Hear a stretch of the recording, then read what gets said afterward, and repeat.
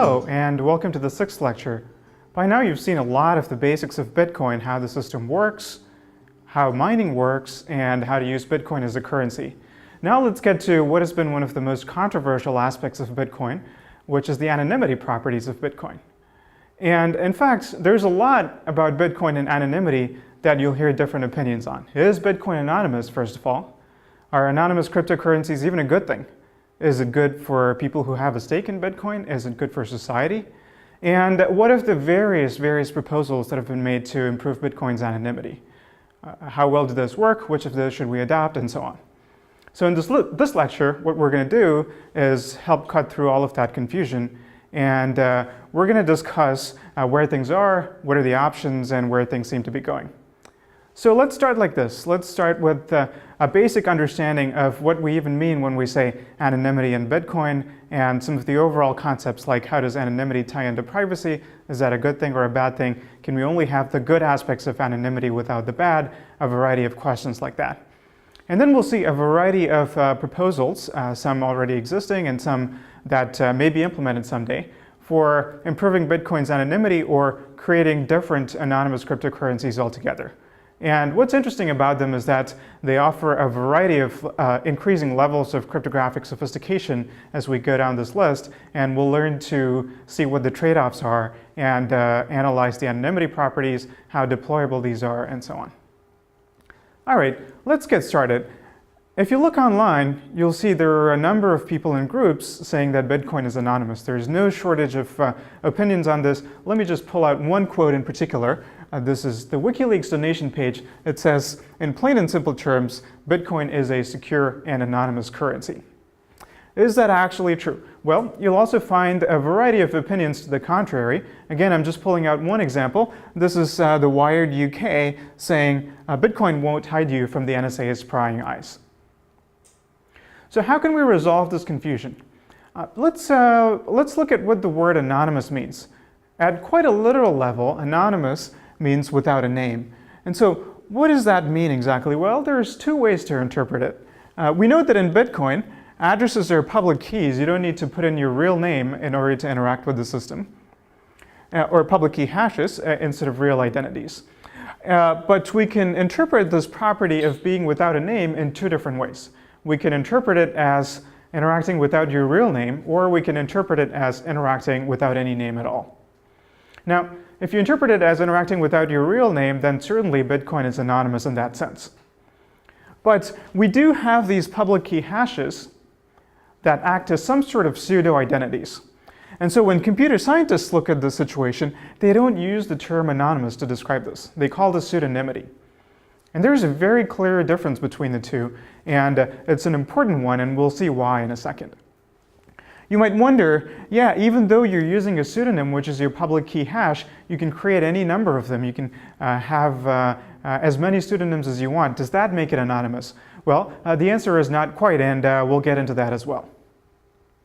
Okay, so if computer scientists call this pseudonymity, what is anonymity then? Is there a clear definition of what it would take for something to be called anonymous? At a conceptual level, the answer is very simple. Anonymity in computer science is just pseudonymity together with unlinkability. So what is this property called unlinkability? At an intuitive level, we'll get into better definitions in a little bit, but at an intuitive level, what unlinkability means is that as a user interacts with a system repeatedly, these different interactions should not be able to be tied to each other from the point of view of some adversary. So you have to be talking about a specific adversary for this to even make sense. Now, this distinction here between full anonymity and mere pseudonymity is something that you might be familiar with from a variety of other contexts. And one good way that I like to explain this is to look at online forums. And again here, the distinction between a mere pseudonymous interaction and anonymous interaction comes up in different forums. And Reddit is a good example of a forum where you pick a long-term pseudonym and interact over a period of time with that pseudonym. You could create different pseudonyms, but it's going to be practically infeasible to create a new pseudonym every single time you want to post a comment, and it's not even very meaningful. So Reddit offers pseudonymous interaction.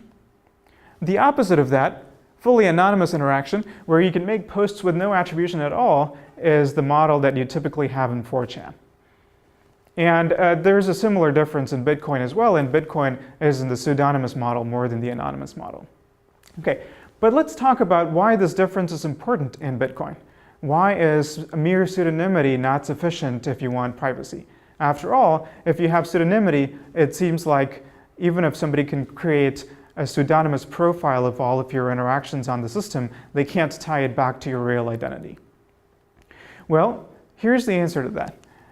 It turns out that if you have this pseudonymous profile, it's pretty fragile. It's very easy for it to get linked back to your real identity at some point. And if that happens at any point, then of course, all of your transactions, past, present, and future, have been linked to your identity. So here are a couple of different ways in which that can happen. One is that a variety of Bitcoin businesses, online wallet services, exchanges, and others, even vendors in a lot of cases, are going to want your real-life identity in order to let you transact with them. Consider this analogy. You go to a coffee shop, you pay for your coffee with Bitcoins, and of course, if you're there in the store, then the person who's giving you your coffee sort of knows who you are, even if they don't actually ask for your real name. And so your physical identity does get tied to one of your Bitcoin transactions. And if that Bitcoin transaction then gets tied to all of your Bitcoin transactions, then that is a complete violation of anonymity. So this notion of a pseudonymous profile is very fragile. It could easily get compromised in a variety of ways. And also, even if such a direct linkage doesn't happen, these linked profiles can be de-anonymized due to side channels. What do I mean by side channels? Well, here's something that I find intriguing that might seem like a tall claim, but in fact such things have been known to happen.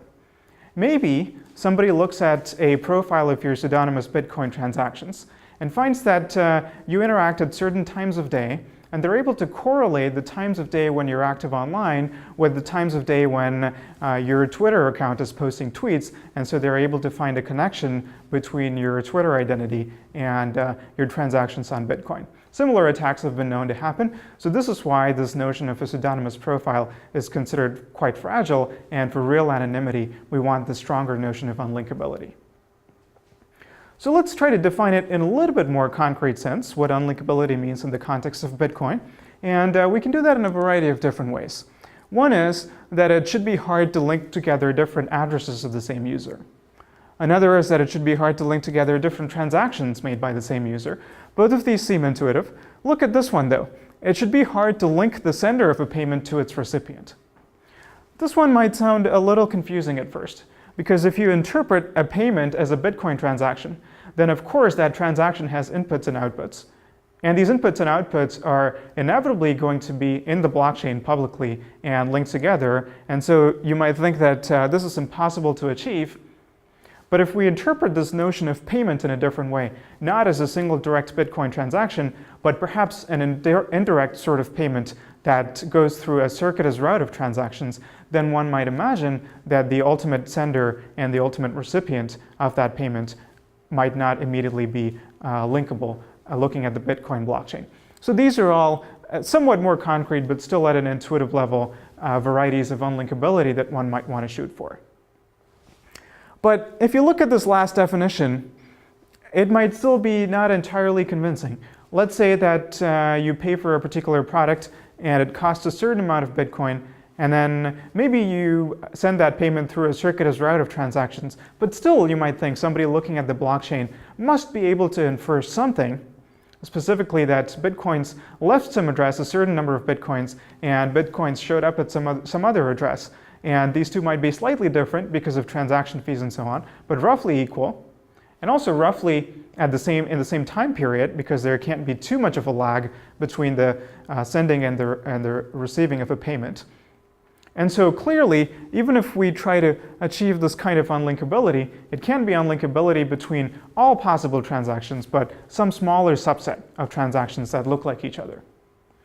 So let's make this a little bit more concrete now. And this is how we quantify anonymity. We usually don't try to achieve complete unlinkability, which is unlinkability among all possible transactions or addresses in the system. But instead, we go for something more measured. We try to maximize the size of our anonymity set. The anonymity set is the size of the crowd of other addresses or transactions that we're trying to hide in.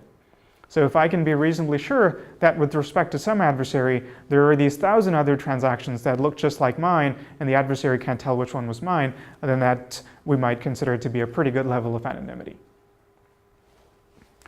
And to calculate this anonymity set, it's not trivial at all. It takes a few steps. You have to first define concretely what your adversary model is. And you have to reason carefully about what that adversary knows, what they don't know, and what they cannot know. And there's no general formula for doing this. It requires carefully analyzing each protocol and system and doing it on a case-by-case basis.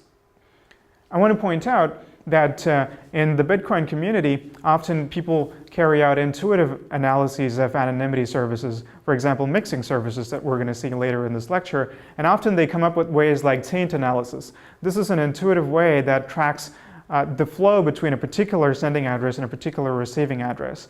And intuitively, it might make a lot of sense, but if we consider it from the point of view of how we actually should calculate anonymity, taint analysis is not a very good measure of how much anonymity you get from a system.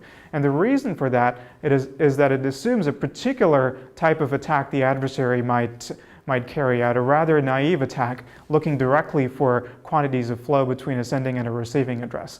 And if your adversary were a little bit cleverer than that, then you might carry out taint analysis and think that you have a lot of anonymity in a certain situation, but in fact you might not.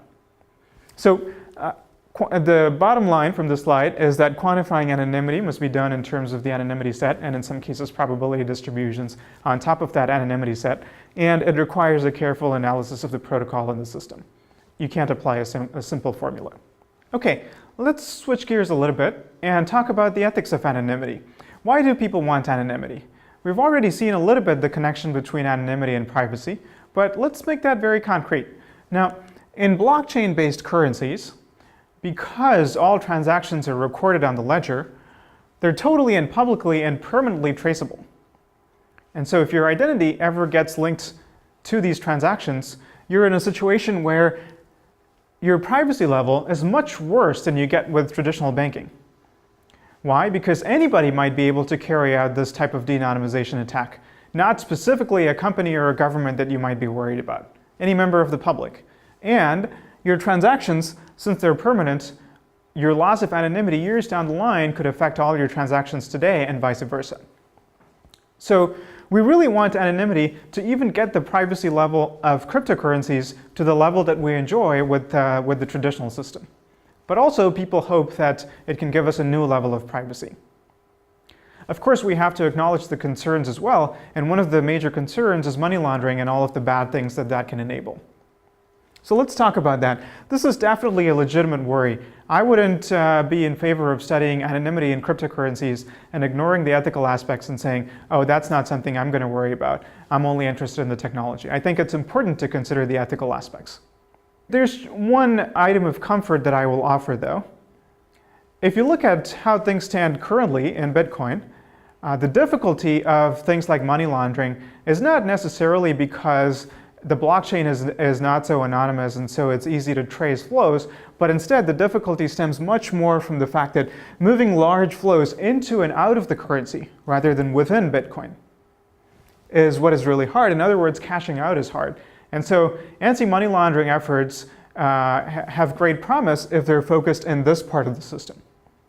And the good news is that all of these attempts to improve anonymity in Bitcoin don't affect this part of the equation in any way. And so I would recommend that Bitcoin researchers and developers coordinate efforts with anti-money laundering efforts by law enforcement and others so that the technical aspect of Bitcoin anonymity can be relatively separate from law enforcement and legal aspects and so on.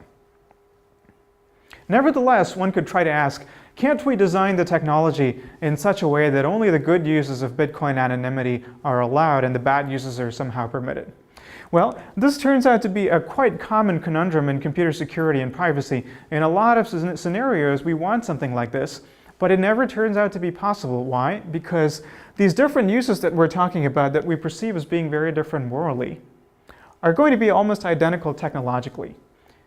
And if we want to encode some sort of moral rules into the technical rules of the system that are going to be automatically enforced by miners, it's not even clear how to do that. And so hence my recommendation of separating out the technical anonymity properties of the system with the legal principles that we put on top of it in terms of how people use that currency. It's not a completely satisfactory solution, but it's perhaps the best way we have of trading off the good with the bad. I do want to point out that this is far from the first time that we're considering this dilemma. It's come up in the context of Tor, an anonymous communication network. And anonymous communication enables bad actions at least as much as anonymous moving of funds does. And so Tor has really had to grapple with this problem. In a very simple and single picture, Tor is a communication network that routes messages between a sender and a receiver through a network of nodes. But further, through some clever encryption, ensures that as long as at least some of the nodes in that network are honest, then the adversary is not going to be able to link the sender to the receiver. So that's what Tor does, and you can see how it can enable a lot of bad activities. Let's look at some activities, good and bad, that do happen on the Tor network. It's used, first of all, by normal people who want to protect themselves from being tracked online by marketers or various other privacy properties online when they're browsing websites. It's used by journalists and activists and dissidents and so on, and so that's clearly an important use case. It's also used by law enforcement, because if they wanted to do an electronic sting operation, then you want to be able to visit websites without revealing that your IP address is coming from a law enforcement block. So clearly a lot of activities that we might approve of, but it's also used by botnets, for example, for spreading malware between nodes in the network. And unfortunately, there is also child pornography in the network. So distinguishing between these uses at a technical level is essentially impossible. And so Tor has grappled with this issue, and as a society, we have grappled with it. And by and large, we've concluded that it's better for the world that the technology exists than it doesn't. And in fact, one of the main funders of Tor is the US State Department. They're interested in it because Tor helps dissidents in other countries who might be fighting oppressive governments and so on. And in fact, recently there was a news story about the FBI having a successful string of sting operations against people using Tor for child pornography. And so, of course, we have to remember there is a level above the technology that law enforcement can exploit, a variety of ways to get to people who are using these systems for bad purposes, and so it preserves a sense of balance. So let's switch gears a little bit once more. Let's look at the history of anonymous eCash. Even though with Bitcoin these questions are quite controversial and there are debates about how anonymous exactly Bitcoin is and what are the options and so on, this is not the first time that we've thought about anonymous cryptocurrencies at a technical level. These efforts have quite a long history. In fact, all the way back in 1982, more than 2 decades ago, cryptographer David Chaum proposed something called blind signatures that helped him develop anonymous electronic cash. So what are blind signatures? Blind signatures are a two-party protocol. Two parties communicate with each other, and at the end of that, one party has produced a digital signature of some input without actually knowing what that input is. I know it sounds a little bit like magic, but I encourage you to look it up. It's not that sophisticated at a technical level. It's quite simple to understand if you work through the details, but since I'm not actually going to go into the details now, let's for the moment assume that this works by magic. So assuming that we have blind signatures, how can that help us achieve an electronic cash protocol? That's what David Chaum did. And as we go through this protocol, try to see if you can spot any other flaws with it other than the anonymity properties or lack thereof. It's quite a simple protocol. I'm going to show it to you in just one slide. Now, imagine that there is a bank, and this is a protocol for anonymous eCash through blind signatures. Imagine that there is a bank, and the bank stores various things in its database. In particular, it stores these two tables. The first table has a mapping of users with the balance that they have in their bank account. These balances don't refer to any sort of cryptographic currency. It's just a plain old number sitting in a database, just like your actual bank account or PayPal or something like that. In addition, it has another table called spent coins, and you'll see in a moment what this means. Let's say that a user now wants to withdraw an anonymous coin from the system. And now this is where the crypto magic is going to come in. So the user wishes to withdraw an anonymous coin of a standard denomination. Let's say that that's $1 denomination, and all of these values refer to dollars.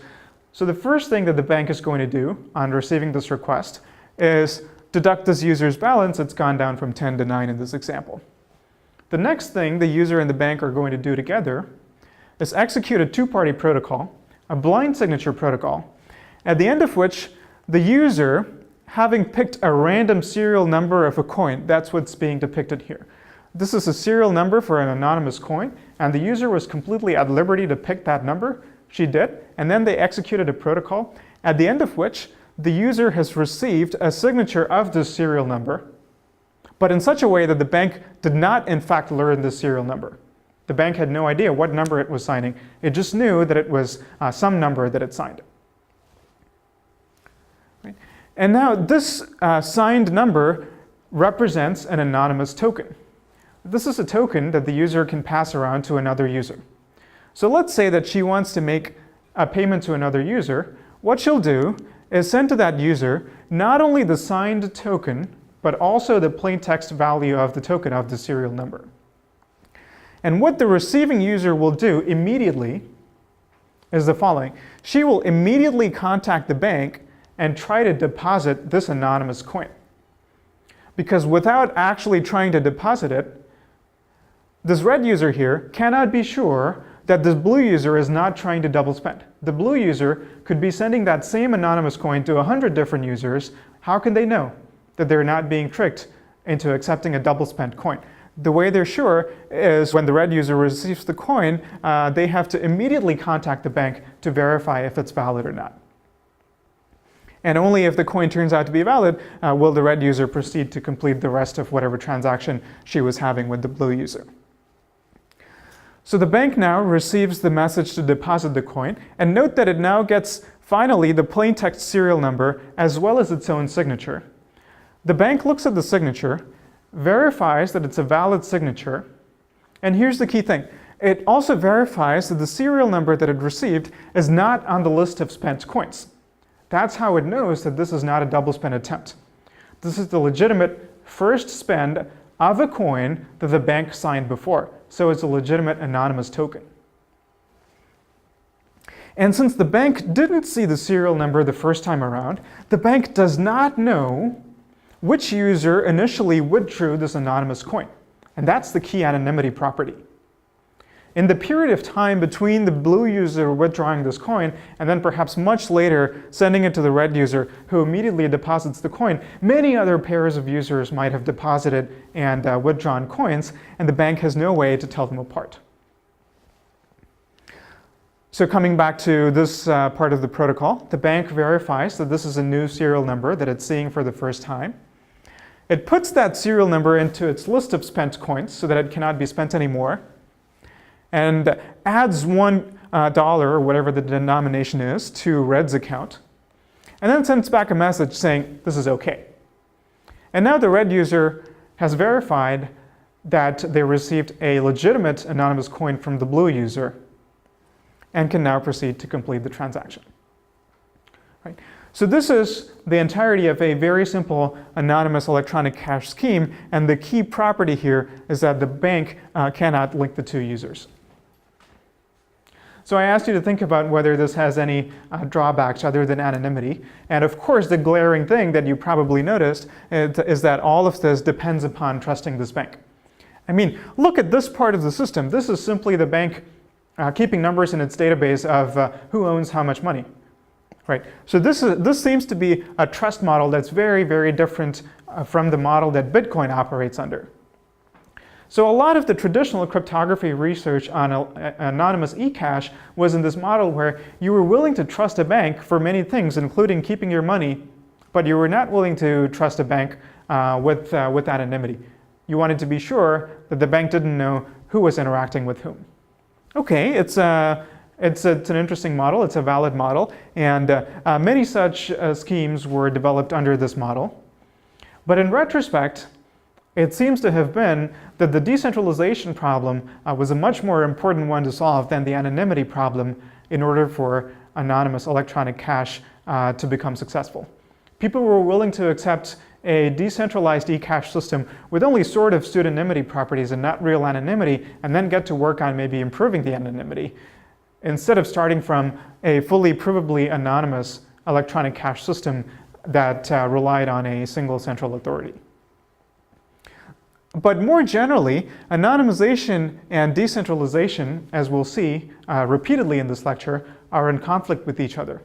There are at least a couple of reasons for this. One is that, as we saw in the last slide, often for anonymity, you might want to rely on certain interactive protocols with a bank in order to do some blinding, which we saw in blind signatures. That's where you get anonymity from. But how are you going to do that without a central bank to carry out that protocol with? It's not clear. But even if you got rid of this blinding and were willing to accept just pseudonymity instead of true anonymity, you still have the problem that in order to decentralize and still get security properties like resistance to double spending, often the way to go is to record and trace everything in a public ledger, as Bitcoin does. And so you might even further compromise your anonymity and privacy properties. So these are two big challenges to overcome. And as we'll see much later in this lecture, Zerocoin and Zerocash are cryptographic, anonymous, decentralized electronic cash schemes that have some similarities to the blind signature-based protocol that I showed you earlier, but some of the giant challenges that they have to tackle involve these two limitations. All right, I said several times earlier that Bitcoin is only pseudonymous, and so all of your transactions or addresses could get linked together. Let's now go in and see how that might actually happen. Let's in fact start from WikiLeaks again.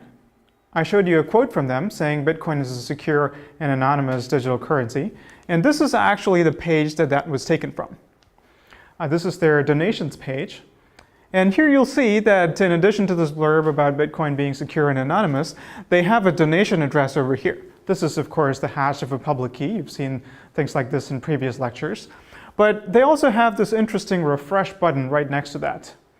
What do you imagine this refresh button might do? Well, as you might expect, if you click on that refresh button, it'll give you an entirely new donation address. Let's go in and take a look at that. So a totally new address popped up on the page. So what is going on here?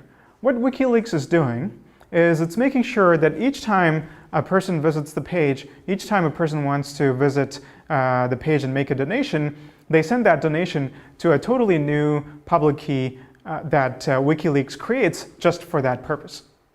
So here, WikiLeaks is taking advantage of the ability to create new pseudonyms, new public keys to the maximum. Every single transaction that they receive, they want to receive it at a new address. And in fact, this is the Bitcoin best practice for anonymity, to always receive new transactions at a fresh address. So you might look at this and think, surely then, these different addresses must be unlinkable. You receive a transaction over here, and then much later you spend it by sending it to somebody else. You receive another transaction at this address, and then you send it to someone else over there. So how might somebody link? Well, here's the key. Let's imagine this scenario.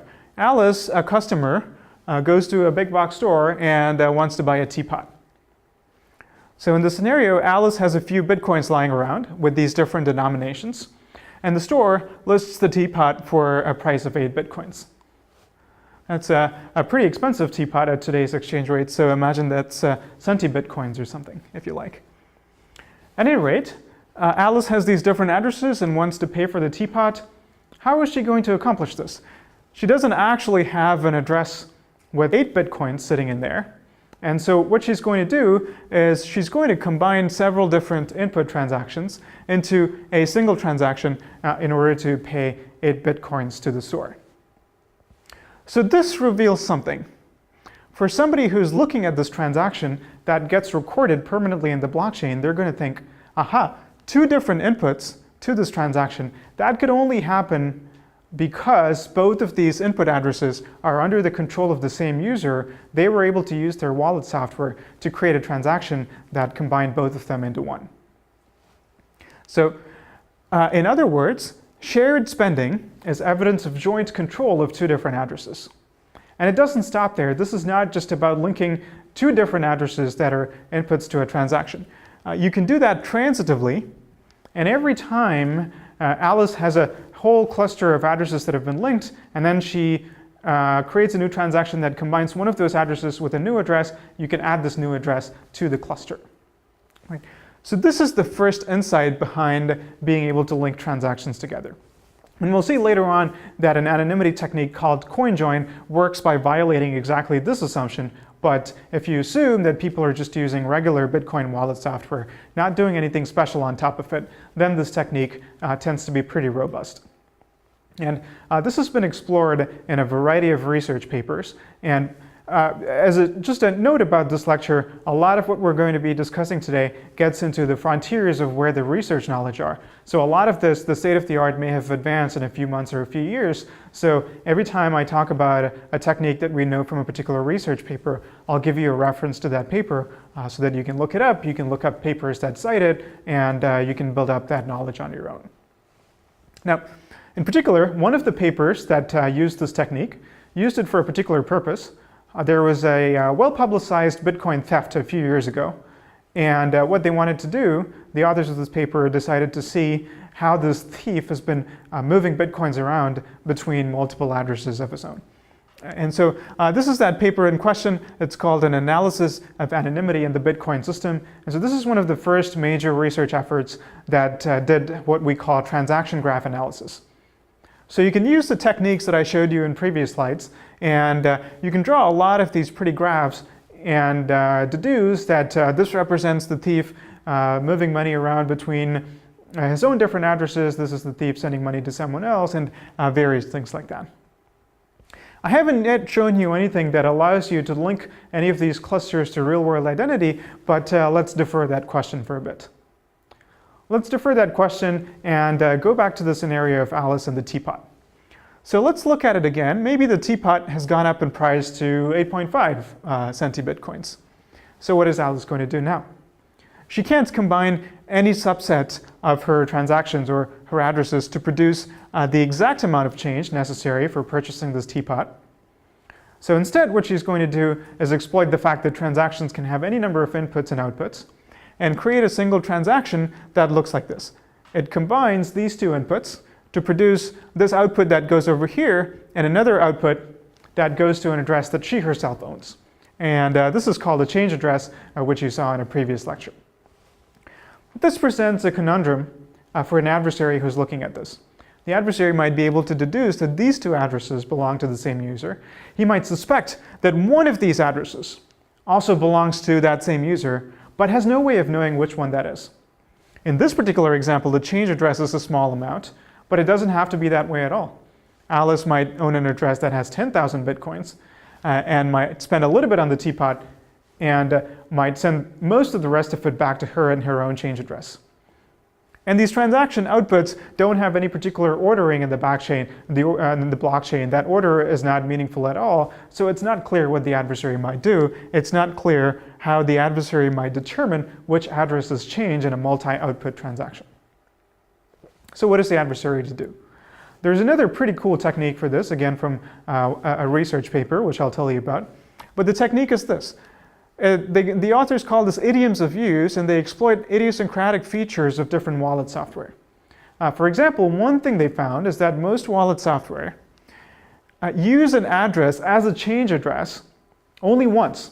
That means that this, in fact, seems to sort of follow Bitcoin best practice for anonymity in a sense.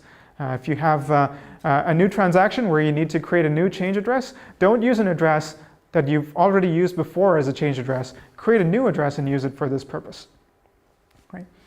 Now, not all addresses that are outputs of transactions might have this property.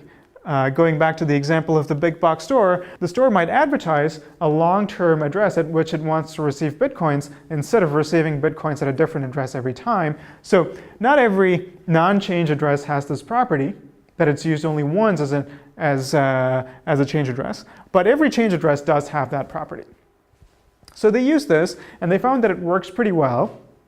On the other hand, this has some limitations. It just happens to be a feature of wallet software. And so there are a lot of false positives that might creep in to these clustering techniques if you use techniques like this. so it required a lot of manual intervention. Nevertheless, they were able to use the technique that I showed you before, which is clustering shared inputs together, as well as a few heuristics for change address detection. And then what they were able to do is they were able to look at the entire Bitcoin transaction graph and create some giant clusters that they hypothesized belonged to various major service providers. And here's what that graph looks like after applying these two heuristics. And this is the paper in question. This is by Sarah Mickeljohn and others as a whole bunch of authors of this paper.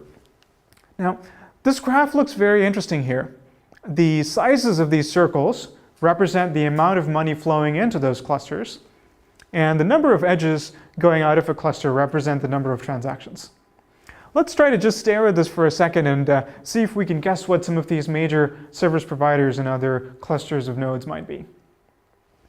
This huge one here that dominates in transaction volume compared to any other cluster, given that this paper was written in 2013, we might guess that it's Mt. Gox, which was a very prominent exchange at the time that later went under. We might also guess that this little one here, that only has a little bit of transaction volume, in spite of having a very large number of transactions, sort of corresponds to the profile of the gambling service, Satoshi Dice, because the way that it works is you send a tiny amount of Bitcoins and you either win that bet or you lose that bet, and so you might get double the Bitcoins or none of the Bitcoins. So that's the gambling service Satoshi Dice. We might guess that it's this one here, we might guess that it's Mt. Gox, and so on. But this kind of guessing is suboptimal. The authors wanted some sort of reliable way of identifying what are the service providers corresponding to each of these clusters. How did they do that? Well, one idea you might have is you might think, oh, why not just go to the Mt. Gox website and see what address they advertise for receiving Bitcoins? Well, that doesn't quite work because they're going to advertise a new address for every single transaction. And if you just go to the website, look at the address, and actually don't complete that transaction, you don't send Bitcoins there, then they're simply going to discard that address. They're not going to reuse that address for another customer. In other words, that address will never get used. You simply won't find it in the blockchain. So what's the way around this? Well, the only way to reliably infer addresses that are associated with a service provider is to actually transact with that service provider, which is exactly what the authors did.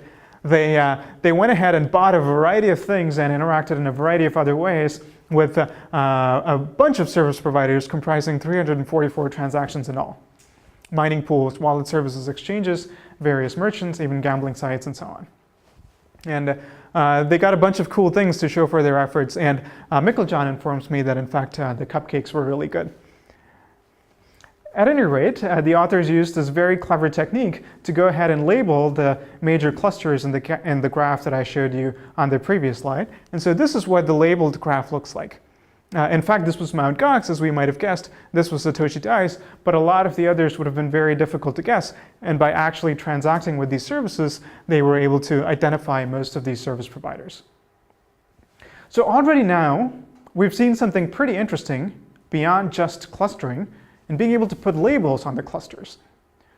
So the next question is, sure, you can do these labels for these major service providers. Can you put labels for individuals? In other words, connect little clusters corresponding to individuals to their real-life identities. Well, there's at least a couple of different ways in which that can happen. One is intuitively what I told you right at the beginning. You could simply interact at a coffee shop or with some other merchant so they learn some transaction or some address that corresponds to you, and they might use that to tag your cluster.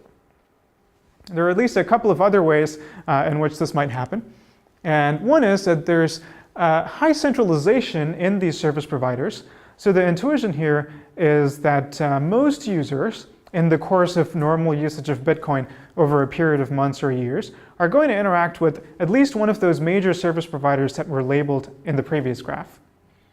So if somebody wants to identify a cluster corresponding to a particular user, there's a very high chance that they're going to be able to identify a transaction that ties that cluster with a known labeled cluster, and then they can go to that service provider, and if they have the appropriate authority, subpoena that service provider, or if they're a hacker, try to hack into that service provider, and so on. And so this is one major avenue in which regular users can get de-anonymized because they eventually inevitably interact with one of these major easily identified service providers. Another one is simply carelessness. A lot of users end up posting address information in forums. They might post one of the Bitcoin addresses that they own, for example, to receive donations when they're posting comments on forums. Now, that might be because these users are not worried about getting de-anonymized. It could also be because they don't realize that posting one of their addresses is almost going to inevitably allow somebody to connect all of their different addresses together. Okay, so hopefully I've convinced you that there are clever ways that an attacker might utilize in order to not only link different addresses or transactions belonging to a user, but go from there to real-world identity.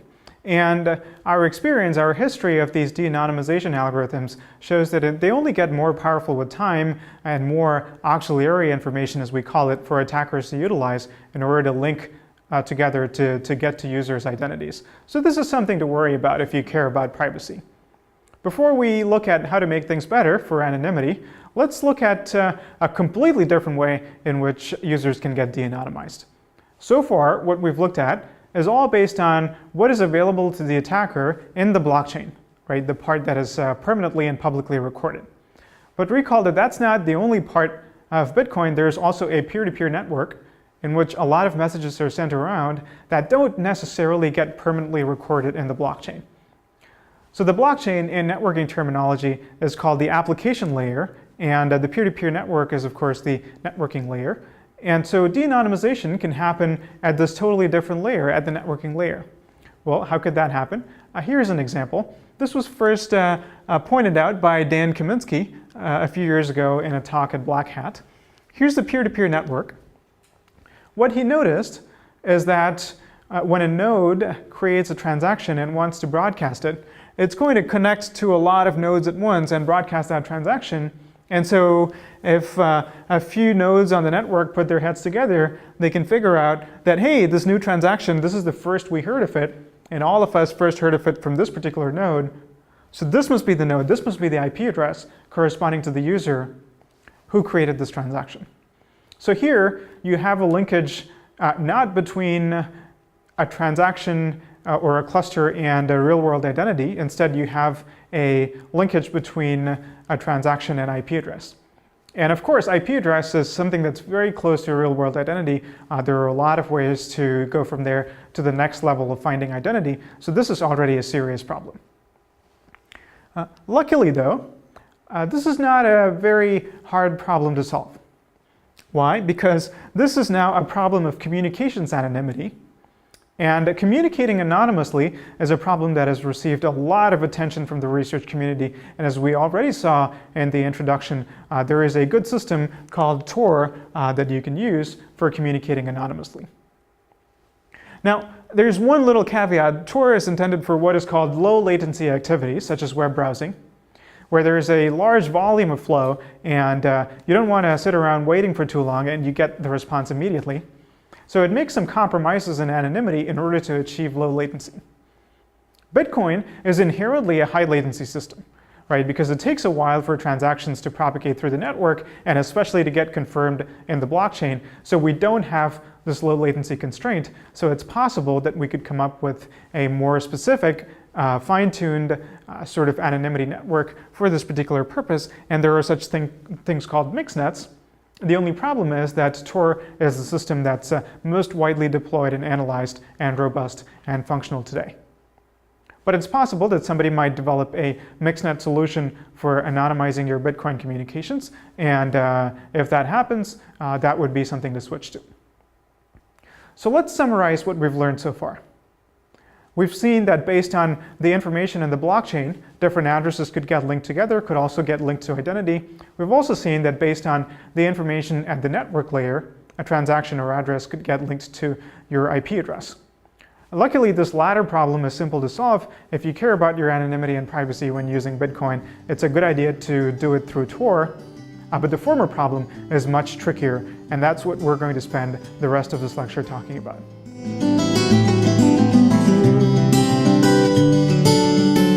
So There are a variety of solutions to inhibit what we've been calling transaction graph anonymization, or transaction graph analysis, pardon me. And the first of them is called mixing. So what is mixing? Well, the intuition behind this is very, very simple. It's the same intuition that comes up in a lot of contexts, which is that if you want anonymity, use an intermediary to route your communications or your funds or whatnot. So let's look at what that might look like visually. Here's an intermediary, and in a second we'll get to who these intermediaries might be. But assume that there is some intermediary, some service, that allows users to put in bitcoins, but the key property that it gives you is that after these bitcoins have been put in, it forgets who put them in and treats its entire store of bitcoins as indistinguishable from each other. And in fact, it might further combine them all into one giant transaction, or it might further mix them or split them and merge them in different ways, whatever. But the key property is that when users later come in to withdraw their bitcoins, it's not tied to the coin that they put in. They're going to get some other, say, randomly picked deposit that the intermediary received. So when these three users come back, they're going to withdraw these coins in a random order. And so somebody looking at this in the blockchain who doesn't have the records that the intermediary might or might not store, just from the publicly available information in the blockchain, is not going to be able to link the ultimate input addresses to the ultimate output addresses corresponding to the same user. So that's the intuition behind intermediaries. Now, looking at this, does that strike a chord? Have we seen in previous lectures something that offers services that are similar to this, that allows you to deposit bitcoins and then withdraw them later at a later time? You might recall that this is exactly what online wallets do. There are services where you can just store your bitcoins online until you need them. And so you might wonder, well, is that the solution to our problems? Do online wallets provide anonymity? Let's think about that. The answer to this is not obvious, but I will start by mentioning that it's taken well-known researchers by surprise. Here was a post on the New York Times Bits blog reporting on a preprint of a paper released by two Israeli researchers saying that there was a link between Dread Pirate Roberts, the pseudonymous creator of Silk Road, which we're going to see more about, and Satoshi Nakamoto. This was, of course, very surprising. But as it turned out, all that had happened was that they had mistook this link that went through an intermediary, and that intermediary just turned out to be Mt. Gox, which you can think of sort of as an online wallet service. And so a few days later, this other post was published at the same venue. See if you can spot the difference.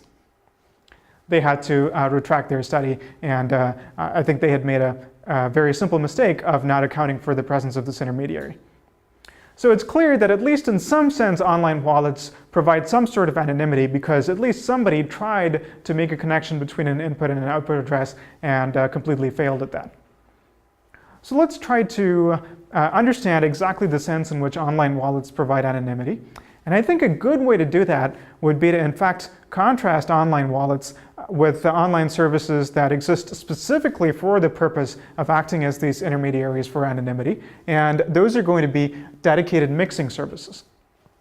We'll talk about mixing services in much more detail, but very briefly, the two things that they promise that you won't get simply by putting your bitcoins into an online wallet and retrieving that again is that they promise not to keep records. It's not just that as a side effect, they sort of randomly give you bitcoins that came from some other address, but they specifically say that they won't keep records, and so even if they tried to, they wouldn't know which bitcoins were the ones you put in, and so with a high probability, you're going to get some other bitcoins back. And furthermore, even if someone came knocking for their records, or if they got hacked and so on, there would be nothing to find. There would be no records. So that's something that a mixing service promises. And the other thing is that you don't need your real-life identity in order to interact with these services. And this is in contrast to most of these online wallets. Why? Because online wallets are typically reputable and in fact often regulated businesses. And this fact has two consequences. One is that they'll typically require your identity. In banking, there is the know your customer principle, which essentially at a technical level translates to learn the customer's identity and store those records. And in fact, they will keep records. If they receive a deposit, they will keep the link between the identity and the Bitcoin address. If they move money around internally, they will probably keep records of all of that. And just because when you withdraw your Bitcoins, they come from a different address, does not mean that the online wallet does not know the link. That link probably does exist in their records and will exist for all eternity. Even if they don't explicitly ask for your identity, think about this. To even interact with an online wallet, you do need a persistent long-term identity. You can't possibly use a different pseudonym every time, because if you did, they'd have no way of associating an account with you, of knowing how many Bitcoins they owed you. Right? So because of that, even if they didn't ask for your identity, at the very least, the online wallet knows the address of every single deposit that you made of the Bitcoins that you put into the system, and more importantly, every single withdrawal that you made. And so when you make a series of withdrawals from an online wallet and proceed to spend those Bitcoins, the wallet service can now connect all of those together in a profile. And of course, it's not just the wallet service. People who care about anonymity are also worried about those records getting hacked, insider attacks, somebody who has a subpoena for getting those records, and so on and so forth. So with respect to the wallet service itself and whoever they might be cooperating with, you have no anonymity in this context. On the other hand, there is something cool about this. If you are willing to trust them with your Bitcoins, then what's going to happen is you're going to keep them in the wallet service for much longer than you typically would with a mixed service. Why? Because you don't trust a mixed service as much. You want to put in your Bitcoins and you want to receive it back immediately from some other address at an address of your choosing. Right? So unlike that, for an online wallet service, you're going to have a bigger anonymity set. Why? Because your anonymity set, from the point of view of someone with no privileged information, from the point of view of someone who's merely looking at the blockchain, your withdrawal could look indistinguishable from every single withdrawal ever made from that service provider. So with respect to the wallet service, you have no anonymity. With respect to everybody else, you have a bigger anonymity set than you possibly would with using a mixing service, or at least with using a single mixing service. So if we look at this, this looks suspiciously similar to the kind of privacy properties that you have with the traditional banking system. There are these centralized intermediaries that know a lot about our transactions.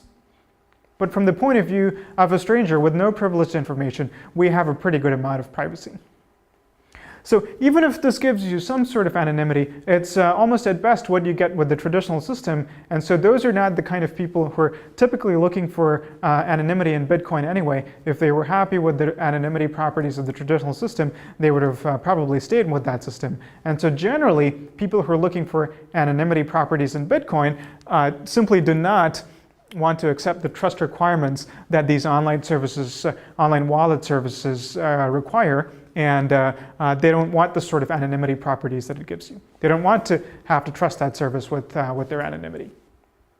And in fact, we've seen that there have been a lot of closures of these exchanges and services, and so there's good reason for believing that if you put all your trust in an online service, you might simply lose your money. Okay, so having rejected online wallets as an anonymity solution, let's turn to these dedicated mixing services that I told you a little bit about. Before looking at their details, let's talk about the terminology a little bit. I like to call it a mix. Some people call it a mixer. These are really the same thing. Some people also call them laundries. I don't like this term at all.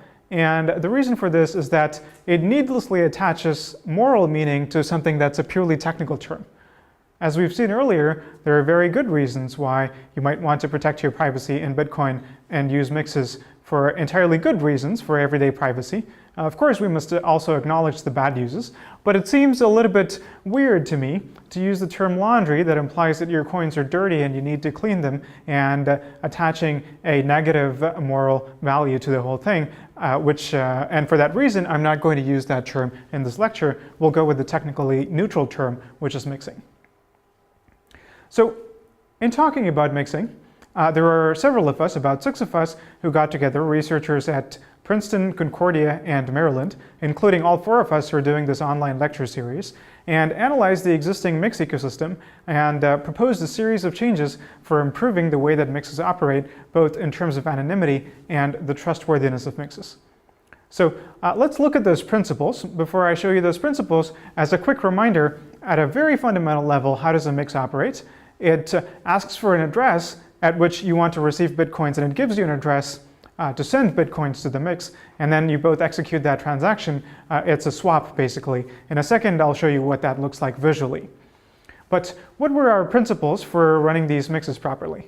Well, the very first one is that you might want to use a series of mixes instead of just a single mix. And this is a very well-known principle. Using a series of routers is the same principle in the anonymous communication system Tor. And it's a good idea because it allows you to not have to trust a single mix, but instead be sure that as long as any one of these mixes is promising to delete its records, then you have a good guarantee of anonymity. And in particular, mixes should implement a standard API so that this can be very easy for clients to accomplish. And right now, this is not quite the case. And this is our paper for your reference. So now let's go in and look at what a series of mixes would look like visually. So here it is. Here is a user who starts with a coin or an input address that we assume that the adversary has managed to link to this particular user. They're going to send it to the mix at this address and get back a Bitcoin at this other output address that they provide. They freshly generate this output address and provide that address to the mix. The mix will hopefully return the same amount of Bitcoins at this output address. There's no way for the user to force the mix to do that. The user has to trust the mix. And this is, as we'll see, a recurring problem with the whole notion of mixes. And either immediately or after a time gap, it doesn't matter, the user will take the Bitcoin or Bitcoins of whatever value they've received at this address and send it to a different mix, which is hopefully not cooperating with the first mix, and repeat this process over and over again. So from an adversary's point of view, looking at the public blockchain, they're merely going to see, along with all of these transactions, a variety of other mixed transactions that other users are executing. And hopefully, the adversary will have no way to tell apart which of those transactions correspond to this particular user and which one corresponds to some other users. So that's the first principle. And the second one, if you think about what I've just said, in order to make that possible, you want to make these transactions as uniform as possible so that this linkability is minimized. And what does it mean to make these transactions as uniform as possible? One important consequence is that all of these mixed transactions, not only from a particular mix, but all of the mixes in this mix ecosystem should have the same value. So we think that all mixes out there providing service should agree upon a chunk size, a standard chunk size. And of course, there can be multiple denominations, but there can't be too many, and you can't simply allow the users to put in whatever amount of Bitcoins they wish to. That wouldn't work. So you need this kind of standardization. In addition to this, we found that there are a variety of possible attacks in which a clever adversary might infer various things, not just the amount. Even if you remove the amount, some other properties, including timing, for example, in order to try to link users' input addresses and output addresses together. This type of linking can be avoided, but human users, if they interact with the mix, are not going to be able to take into account all of those possible linking attacks. So instead, what needs to be done is this client-side software must be automated and built into desktop wallet software, so that this desktop wallet software automatically knows how to interact with these mixes in order to preserve the user's anonymity. So that was our third principle. Our fourth principle is a subtle one. Now these mixes, why do they provide this service? Typically, it's because they're a business. And if they're a business, they want to be paid. How are they going to get paid? Well, it turns out that pretty much the only way for these mixes to get paid is to take a cut of the transaction that the user is sending to the mix. That seems a bit weird because if a mix takes a standard percentage, then an adversary might be able to use that to link the input transaction and the output transaction. So some current mixes try to randomize the transaction fee. They might say, we take a random cut between 1% and 3%. We found that this is not a good idea either, because if you put that through a chain of mixes, then the amount of the value in the chunk is going to dwindle in a predictable way, and this is an important side channel for the adversary. So what is a way to avoid this? We proposed that these mix fees should be all or nothing. In other words, the mix should either swallow the whole chunk with a small probability, or should return the whole chunk. So if the mix wants to charge a 0.1% mixing fee, this is, by the way, very different from the transaction fee that mining nodes charge. This is a mixing fee on top of that. So if the mix wants to charge a 0.1% mixing fee, then 1 out of 1,000 times, the mix should swallow the entire chunk. And 999 times out of 1,000, the mix should return the entire chunk without taking any mixing fee. This is a tricky property to accomplish, which means that the mix should generate a random number in a way that can convince the user that the mix is not cheated in generating this random number, and has genuinely flipped a coin which has a 99.9% chance of coming up one way versus the other. But we do show how to do this using cryptography in a way that both parties can be satisfied has worked correctly. We think that really all 4 of these principles are necessary to have anything approaching mathematical confidence in having a large anonymity set and in our ability to resist clever inferential attacks by an adversary that looks at the blockchain to try to link input to output. The sad news is that virtually none of the current mixes follow these principles. They're in a very different model where each mix operates completely independently, and they have a web interface, and the user interacts with them totally manually instead of automatically through their wallet software. And will manually put in the amount. Instead of a standard chunk size, it's whatever amount the user chooses typically. And the mix will take some cut of that as a mixing fee and send the rest to the user. So we don't think this is a situation that gives mix users a lot of anonymity, but we think that by moving to a slightly different model based on these 4 principles, the anonymity properties of the mix ecosystem can be dramatically improved. All right, so through these 4 principles, we've seen how the anonymity properties of mixing can be improved, but there is still one major problem, which is that users still have to trust these mixes. So again, we had a few ways that we talked about in our paper for what to do about this. Mixes can do several things to improve their trustworthiness. One is that simply by staying in business for a long time and not stealing users' money, they can build up a reputation. You might wonder, does this reputation count for anything? Because it's simply a matter of he said, she said. In fact, a mix operator can claim that a competing mix operator stole all their money, even if that did not in fact happen. Well, generally, reputation systems in the real world manage to operate even though there can be conflicting claims that are made. In this context, for example, users might learn to only trust the word of prominent members of the Bitcoin community who they think have the best interests of the ecosystem at heart. Another way is that in the system that we proposed, the chunk sizes are going to be so small that in the regular course of mixing, users are going to mix a pretty huge number of chunks. Or at least the system can be configured in that way so that the chunk sizes are relatively small. So in that context, if a mix has even a 1% probability of stealing a user's chunk, then after 100 or so interactions with small chunk sizes with a particular mix, the user is going to know, the user is going to detect the theft, and so the user will learn to never use this mix again. And so the system might sort of correct itself by users testing mixes for themselves for trustworthiness. An important thing to keep in mind here is that the chunks that users are sending to mixes have typically already been through other mixes. So the mix itself can't know which user the chunk is coming from. And so the only thing the mix can do is to essentially steal randomly from users. The mix can't steal from a particular user.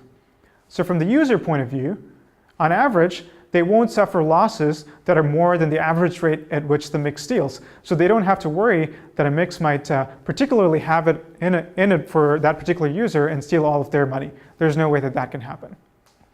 So that's what I mean when I say users can test this for themselves. And finally, we proposed a cryptographic mechanism where the mix can issue sort of a promissory statement to the user that once it receives a chunk at a particular address, it will send a chunk back at some other address that the user provides. And so if the mix fails to keep this promise, our idea is that the user can publicize this warranty and everybody will know that a particular mix is cheated. And so everybody will stop using this mix and the mix will lose business. And in combination, all of these three mechanisms provide incentives for mixes to act honestly. So these were our calculations anyway in our proposal. We haven't proved that this will work in practice. That remains to be seen. All right. On that note, let's quickly look at how things are in practice right now. It doesn't seem that there are any reputable services providing dedicated mixing that users have learned to trust, or at least enough to use on a regular basis. In fact, this is from the Bitcoin wiki, where the original is also highlighted in red, so I took the liberty of doing that myself. Mixing services may themselves be operating with anonymity, and so if your funds are not delivered, you have no recourse, use at your own discretion. So we're proposing moving to a different model where mixes stay in business, become reputable entities and so on. That hasn't quite happened yet. And note that there is sort of a bootstrapping problem here. If mixes were reputable entities, they would have a big volume of transactions. And so by interacting with them, you'd get a pretty good anonymity set. And so users would be more confident in interacting with them, and mixes would realize that they're making more money by staying in business and taking a small cut than by trying to steal the small amount of money that they're controlling at any given time. And so mixes would be further incentivized to stay in business. So you can imagine that once a mix ecosystem gets going, it will be self-sustaining. But whether or not that can eventually happen, we can say for sure that it hasn't quite happened yet.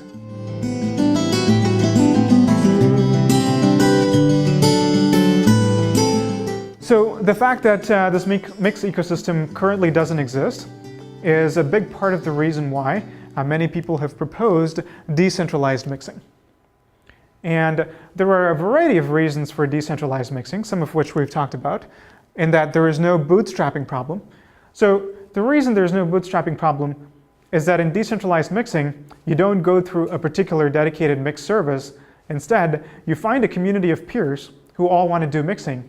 And somehow, without any central coordination, or at least a central service that collects your funds, you manage to mix with each other. So that avoids the bootstrapping problem, because as long as there is enough interest from Bitcoin users, they can meet with each other and start mixing.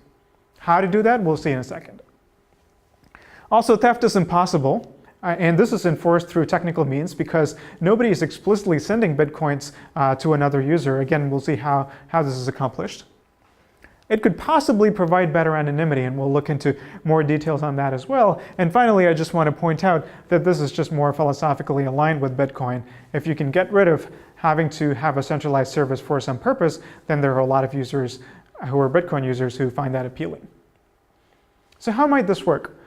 The main proposal for decentralized mixing is called a coin join, and this is something that was proposed by Greg Maxwell, who's a core Bitcoin developer, who we'll meet again in the next lecture, actually. So what he proposed is different users coming together to create a single Bitcoin transaction, and what are the outputs of this transaction, we'll see in a second, but somehow create a single Bitcoin transaction that combines all of their inputs, presumably of equal value. Now let's think about this for a second. What is necessary in order for these three users to create a single transaction? Well, one way of thinking about it, we might imagine that in order to produce a signature, somebody has to collect all three private keys. That's not actually how it works, though. In Bitcoin, all the signatures corresponding to the different inputs are totally separate. So each input signature is entirely separate. So what it allows the users to easily do is create different inputs that correspond to different users and also different output addresses that correspond to different users and randomize the order between them. So in this situation, maybe the users participating in the protocol might necessarily have to know which input address corresponds to which output address, although we'll see in a second if we can avoid that as well. But certainly someone looking at the blockchain, looking at only this single transaction, even if they realize that this is a coin join transaction, will not be able to find the mapping between the input and the output. It's that simple. That's the essence of coin join. Of course, this is just one round of mixing, On top of this, you have to apply the same principles that we talked about before. So the principles that I discussed, they're not only for centralized mixes, they apply essentially with very few modifications even to the coin join scenario. So you want to do a sequence of coin joins. You want to make sure that these chunk sizes are standardized so that you don't introduce new side channels, etc., etc.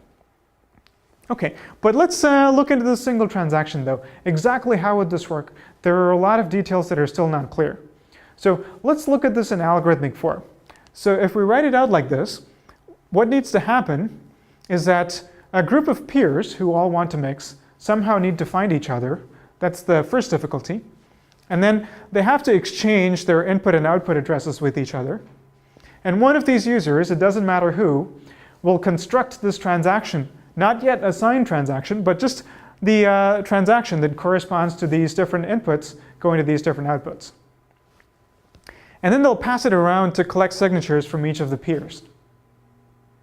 Now, if the peer who constructed the transaction were disruptive and, for example, left out one of the peer's outputs, then the whole thing will collapse, because when that particular peer gets the transaction in order to sign it, they will simply refuse to sign, and the process will not be able to go forward. But if everything's okay, everybody acts honestly, then the transaction is constructed, and now any peer, again, doesn't matter who, can broadcast the transaction to the network. Two of them could do it independently, it doesn't matter. The transaction will, of course, be counted only once. So that's it, that's the whole protocol. The entire security property comes from each peer checking that their output address is represented, and that their output, of course, receives at least as much value as went in from their input. So that seems simple enough, but what are the remaining problems here? Well, there are three problems. One is, how did this group of peers find each other? Right? And the second is that, as I described in the previous slide, this protocol involves each of these peers finding out the mapping between inputs and outputs, or at least one of those peers. So that seems like a problem. In fact, I want to point out that this is a worse problem for decentralized mixes than for centralized mixes. And why is that? In the centralized mixing case, you could hope that these different mixes are run by entirely different entities who are not colluding with each other. And at least in some cases, these will be reputable real-life entities who you would imagine have incentives not to collude with each other because they have different goals or for whatever reason. Again, the reasoning is similar to Tor. You have a variety of different types of people who are running Tor nodes. They don't all have the same incentives, so we imagine that they're not all going to collude with each other, and also that they're not all going to get compromised by the same attacker. A similar principle holds for decentralized mixes, and that only works because you know something about the identities of these mixes. So these mixes having known identities and being reputable entities helps anonymity in this case. We don't have that luxury with decentralized mixes because we have no idea who any of these peers are. Right? So it could be a single attacker creating lots of Sybil accounts, and accounts in the sense of just creating lots of Sybils, and trying to get into every single coin join transaction that's ever carried out in order to learn these input-output mappings. And so even if you do a series of coin joins, it might be the case that in each of those coin joins, at least one of the participants was an attacker or was controlled by the same attacker, in which case your entire anonymity is lost. So that seems like a problem. And a third problem, and kind of a tricky one, is denial of service. What does this mean? Well, it could happen that after providing the input-output pairs, one of the nodes disappears and refuses to sign the resulting transaction. So the transaction is not able to proceed forward. And secondly, even after creating the signature, before the transaction can get broadcast to the network and confirmed in the blockchain, one of the nodes who might be malicious might take this input and spend it in some other transaction that's unrelated to this coin join. And so this coin join will look like a double spend attempt and will be rejected by the Bitcoin network. So that's another way in which you can launch denial of service against coin join. So now let's look at what are some possible solutions to each of these three problems. Well, the first one, how to find peers, is a very simple solution. It's not a perfect solution, but people consider this to be somewhat okay. You simply use an untrusted server It's sort of like a watering hole where different users can connect and find each other, but the server is not necessarily involved in any way that the users have to trust in running the protocol. Right. And as we're going to see, each of these steps for solving these problems introduces a little bit of engineering complexity. So this already requires a whole peer-to-peer protocol for finding these coin join peers on top of the Bitcoin protocol. And we're going to see similar factors that introduce engineering complexity for solving each of the other problems. So the next one, how do we solve the anonymity problem? Well, there's a simple straw man solution. You can frame the anonymity problem in this way. You need to communicate the set of inputs to all the peers, and also you need to communicate the set of outputs, but break the linkage between the input and the output. Now this becomes a communications anonymity problem instead of a Bitcoin anonymity problem, right? Because it's simply the matter of communicating these output addresses that needs to be unlinked from communication of the input addresses. So a straw man solution to that, since we already have seen Tor a little bit, is simply this. These peers come together, they exchange input addresses, and they disconnect and then reconnect over Tor after a while, and then exchange the output addresses. So this is pretty simple, but it may not be very robust in practice. A better solution might be to build a special purpose anonymous routing mechanism for these participants to utilize just for this protocol.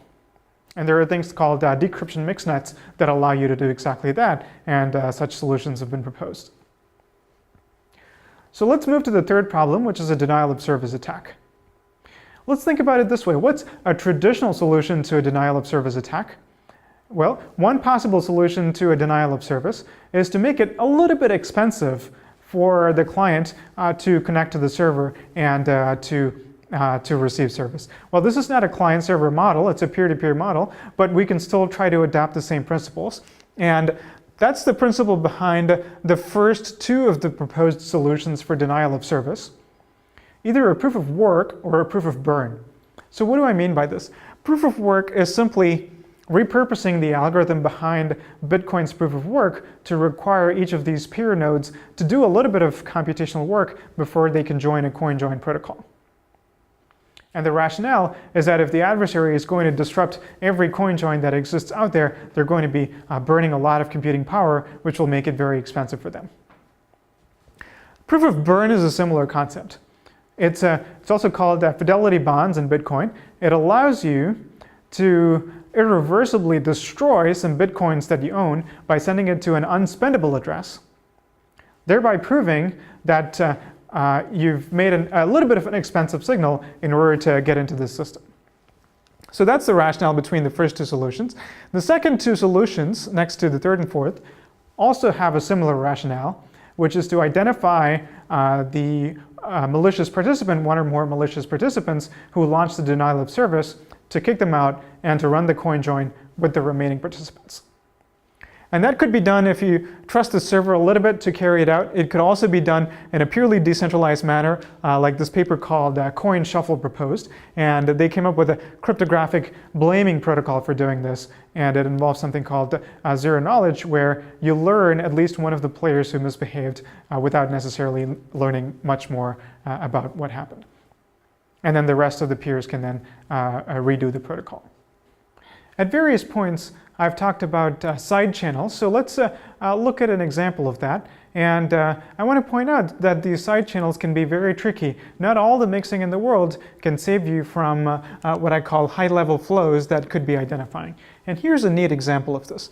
Let's say user Alice receives a very specific amount of Bitcoins, let's say on a weekly basis as income, and has the habit of always automatically and immediately transferring, let's say 5% of that to her retirement amount. Right? So think about the patterns that will be visible on the blockchain here. No matter what she does to obscure the link between the address at which she receives her income and the address to which she transfers to her retirement account, the patterns here are going to be uniquely identifying because this is a very specific value. And the 5% of that is also going to be a specific value. And there's also a timing pattern. Every time money appears here, every time money goes to this address as well. So this is a problem. How do we protect ourselves from this? Well, one suggestion that has been proposed is not only in the context of mixing, but even in the context of regular Bitcoin wallets where users are not even trying to do any mixing, is by Mike Hearn, and he calls this merge avoidance. Merge avoidance is a very simple idea.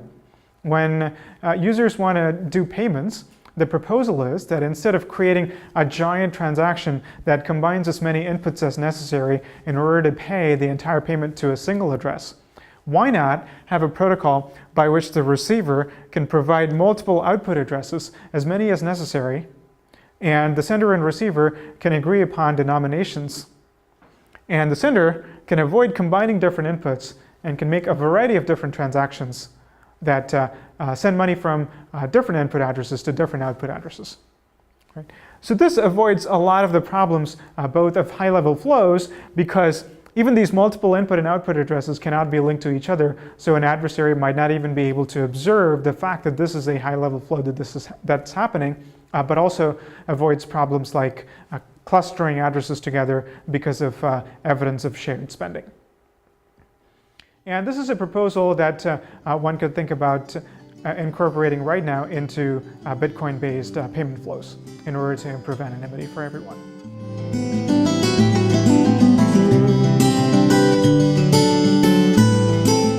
Now let's turn to Zerocoin and Zerocash, which are a completely different approach to Bitcoin anonymity. The approach is sort of to bake it in at the protocol level, and these are cryptographic heavyweights. And so Zerocoin was first developed by cryptographers at Johns Hopkins, and later on they started collaborating with other researchers around the world who had been developing a very efficient cryptographic technique that would enable making some of the cryptographic operations in Zerocoin more efficient, and that resulted in Zerocash. As you'll see, these techniques provide a qualitatively different level of anonymity than mixing solutions that sit on top of Bitcoin. But what's the catch? The problem is that this is not quite backward compatible with Bitcoin. Zerocoin and Zerocash are going to require altcoins. Technically, it's possible that Zerocoin can be deployed as what is known as a soft fork of Bitcoin, but the practical difficulties are high enough that this is not really considered feasible. And in fact, the Zerocoin developers intend to deploy it as an altcoin themselves instead of trying to be compatible with Bitcoin directly. Let's start talking about the details here. Let's review some of the things that I've just said. So Zerocoin brings protocol level mixing. And being baked into the protocol, what it gives you is a cryptographic guarantee of mixing. What does that mean? You don't need to trust a single mix or even a set of mixes or a set of peers or anybody at all to ensure your anonymity. You just need to rely on the underlying crypto being solid. You don't even need to rely on the miners enforcing this in order to achieve anonymity. It's purely a cryptographic guarantee. So that's really great. That's qualitatively better than what we have so far. And of course, it's not currently compatible with Bitcoin. And here's the paper if you want to look it up. So how does Zerocoin work? I'm going to introduce a concept called base coin, and I'm taking a few liberties with the presentation here in order to simplify and clarify the concepts. I'm going to do that by mixing some concepts from Zerocoin and Zerocash, but toward the end I'll make very clear what the differences are between the two. So like I said, Zerocoin is an altcoin, and I'm going to call that altcoin basecoin. I'm not calling it Zerocoin because Zerocoin is something else. It's an extension of this basecoin. It's something that sort of sits on top of this altcoin. And the key property that gives you anonymity is that these base coins can be converted into Zerocoins and back again.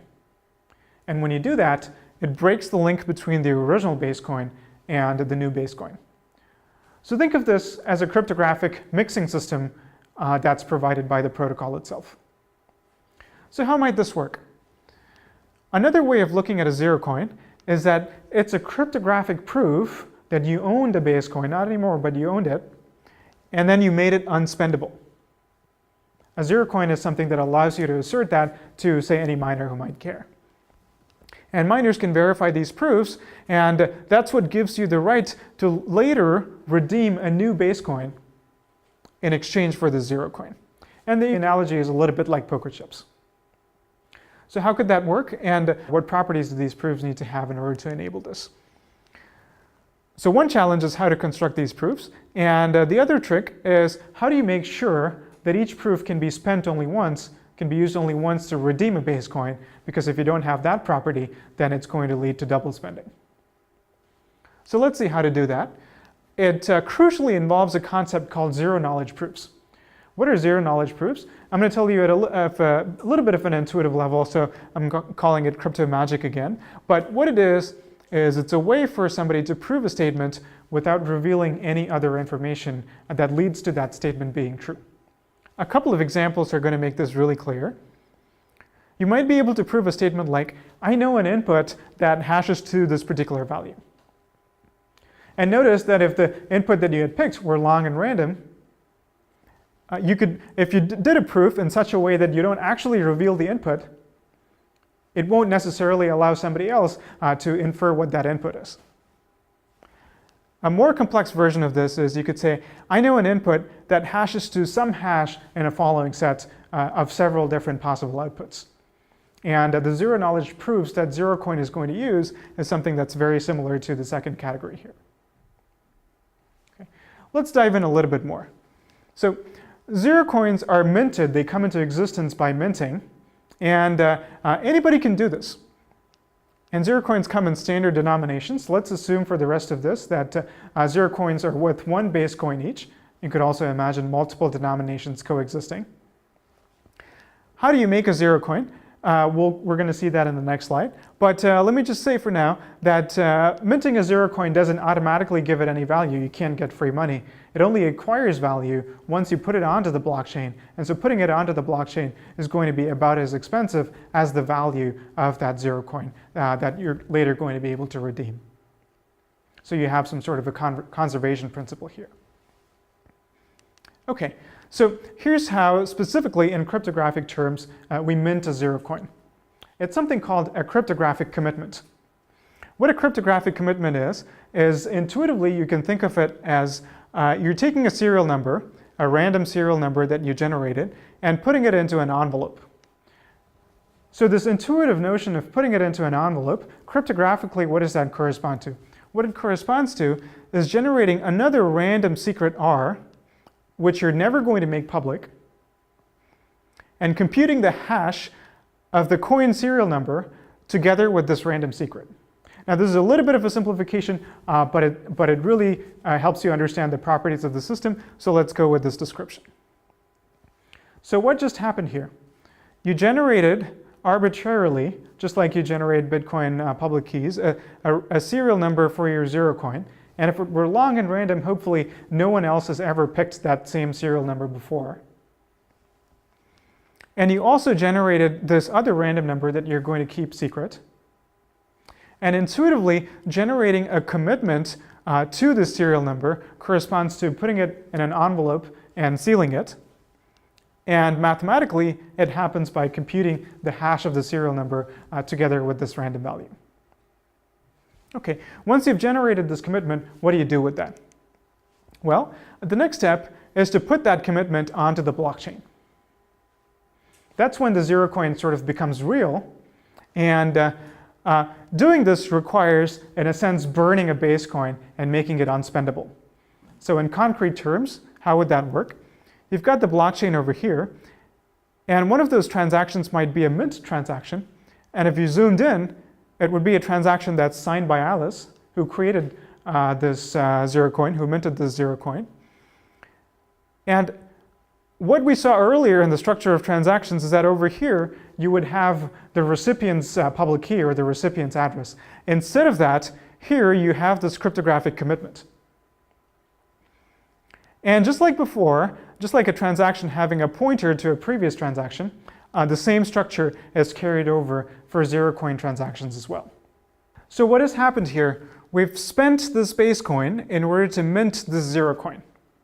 And this commitment, this sealed envelope that we've put into the Zerocoin, is what is going to allow us to redeem that Zerocoin later in exchange for a base coin once again. So how does that work? To spend the Zerocoin later, you will reveal that serial number that you put inside the envelope. And what miners will do, it's their job to verify that the serial number has not been spent before, that the serial number has not been revealed as a number that was put inside some other envelope. That's what prevents double spending in the system. Next, you'll create a zero-knowledge proof that we just talked about. And specifically, the zero-knowledge proof will say, I know a number R such that the hash of the serial number together with R corresponds to one of the 0 coins of the blockchain. And we'll make that statement more mathematically precise in a second.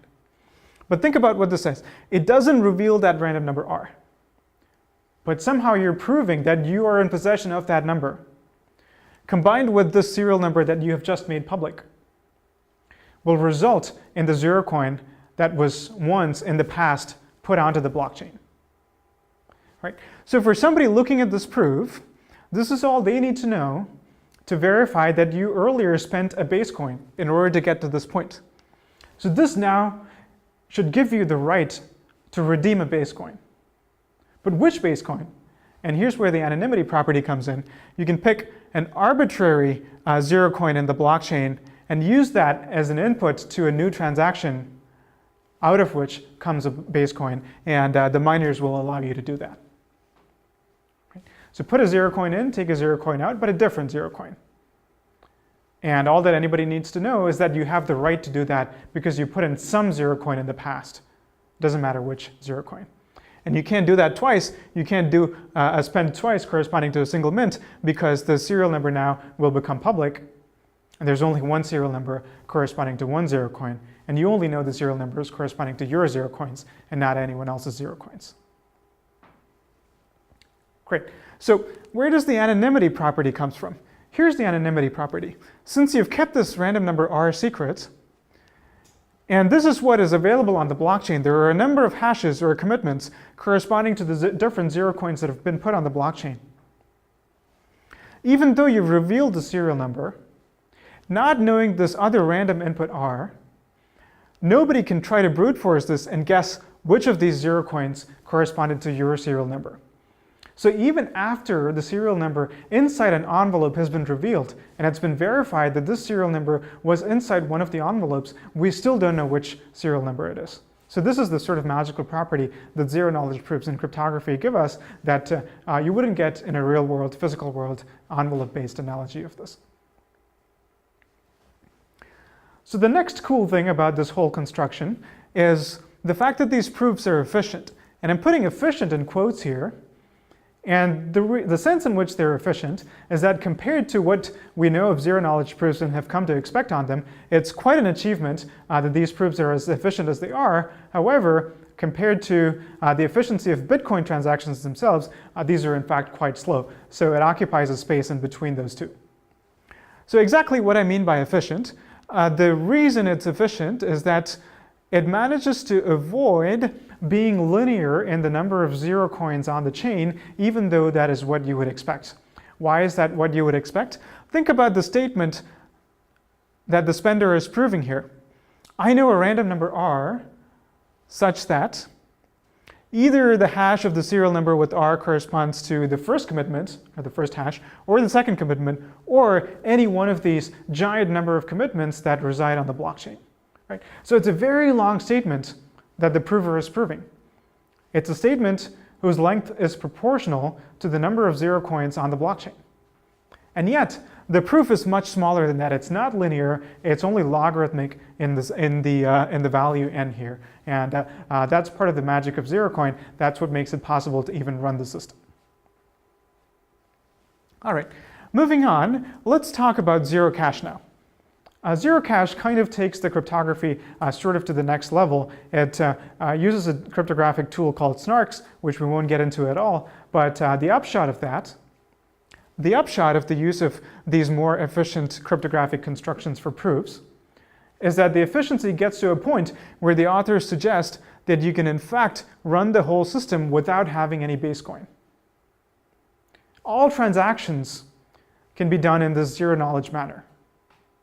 You don't need to have separate expensive transactions that are used only for mixing and a set of regular everyday transactions that you use when you don't want special anonymity properties. That distinction is now gone. The claim is that you can run all of these transactions inside these envelopes, and what I mean by that is the following. All transactions are 0 coins, and so Zerocash becomes untraceable in a sense because there is no base coin.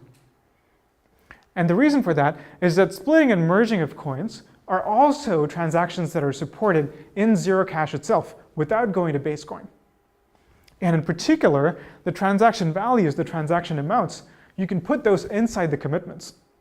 Those won't be visible on the blockchain anymore. The only thing that the ledger records publicly is the existence of these transactions.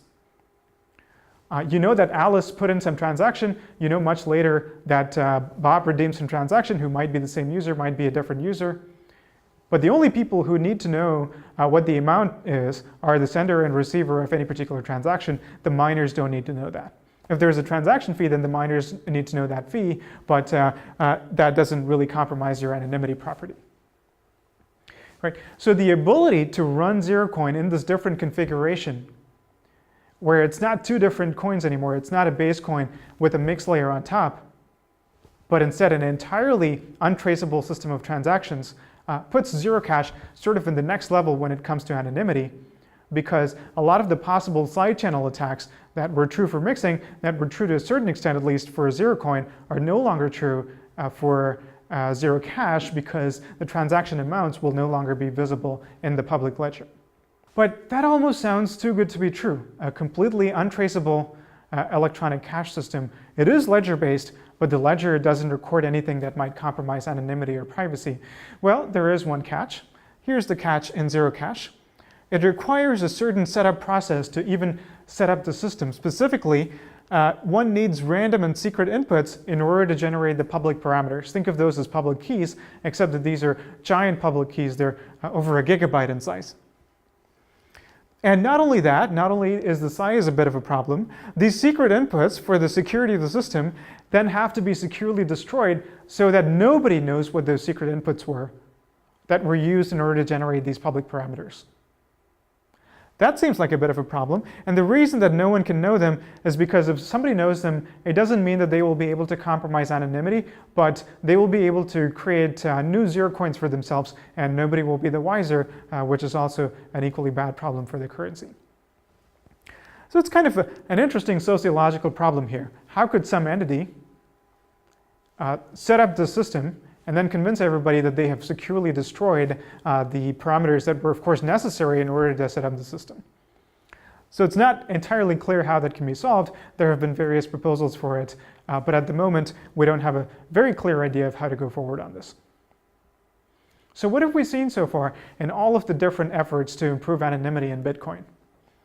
Well, if we put them on a line, as I'll show you in a second, we see that there are 5 clearly different levels of anonymity that we've seen in different proposed solutions. And what are these? So let's look at not only the levels of anonymity that these systems provide, but also the deployability of these systems. Let's start with Bitcoin, which is already here. It's only pseudonymous. It doesn't even aspire to be really anonymous. And we've seen that pretty bad transaction graph analysis are possible. I showed you many beautiful graphs with the clustering of different addresses, and in many cases, how to go from those addresses to identities. So not a lot of anonymity provided by Bitcoin. The next level is simply using a single mix, sort of in a manual way in which people are doing right now with some of these dedicated mix services. And that still allows you transaction graph analysis because, as you might remember from the 4 principles that I gave you, if you don't have this automated system that has uniform chunk sizes and so on, a lot of transaction graph analysis is still possible. In addition, you have to worry that this mix might not be trustworthy, is storing records, and might be sharing them with other people, and again, could get hacked, etc. The third level that we saw is a chain of mixes. And this can be in a centralized model or a decentralized model. It doesn't matter. Both models give you roughly the same level of anonymity. But where really the anonymity improvement comes in for this one compared to a single mix is that you have these standardized chunk sizes, and you have a series of mixes, and you have a variety of other bells and whistles on top of it, like automated clients and so on. And for this, some side channels are still possible, not as bad as before. Transaction graph analysis is no longer that easy. And you still have to worry about an adversary who might collude with multiple mixes, or in the decentralized model, some peers that might be malicious and compromise your anonymity. This is, of course, perfectly backward compatible with Bitcoin, could be deployed and adopted any day. hasn't quite happened yet in a way that we would consider to be truly anonymous. And then we saw Zerocoin, which is cryptographic mixing baked into the protocol. Doesn't depend on anybody promising to destroy their records or anything like that. You just need to trust the math. So that's a whole different level of anonymity. In my opinion, it still has some possible side channels, but it's not as bad as the other mixing-based solutions that we saw where it's not baked into the protocol. And Zerocoin, of course, as we saw, is an altcoin, so it's not quite Bitcoin compatible in a way that one might hope. And finally, Zerocash. The difference between Zerocash and Zerocoin is not so much at a fundamental mathematical level, but because of the fact that you can run Zerocash in a configuration where you get rid of the base coin altogether, and the efficiency is not too bad in that configuration. And so what that gives you is untraceability, which is something on top of unlinkability. So that's a new anonymity property. And there really aren't any anonymity attacks that I can think of, at least. But the downside, of course, is that not only is it an altcoin, but it also has this very tricky setup process that we don't necessarily know how to make progress on.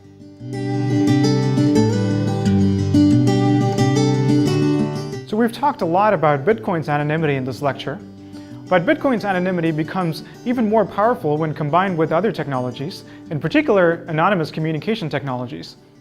We've talked about Tor a little bit, we've alluded to it several times, but now let's go into more detail. Let's first set up the problem of anonymous communication though. So this is what the system looks like. There are a bunch of senders, there are a bunch of recipients, and messages are routed from senders through recipients through this network over here. And of course there's going to be an attacker. This attacker, and this is called the threat model, the attacker controls several things. Some of these nodes in red are compromised by the attacker. Some of these edges, some of these links between honest nodes to the network are also controlled by the attacker, even if the nodes themselves are not. Similarly, some of the recipient nodes over here and some of these links from the network to the recipient node are also controlled by the attacker. And finally, some of the internal nodes of the anonymous communication network, all under the control of the attacker. But crucially, not all of the communication network is controlled by the attacker. And we want to achieve anonymity in this hostile environment. And as before, anonymity refers to unlinkability between the sender and the receiver.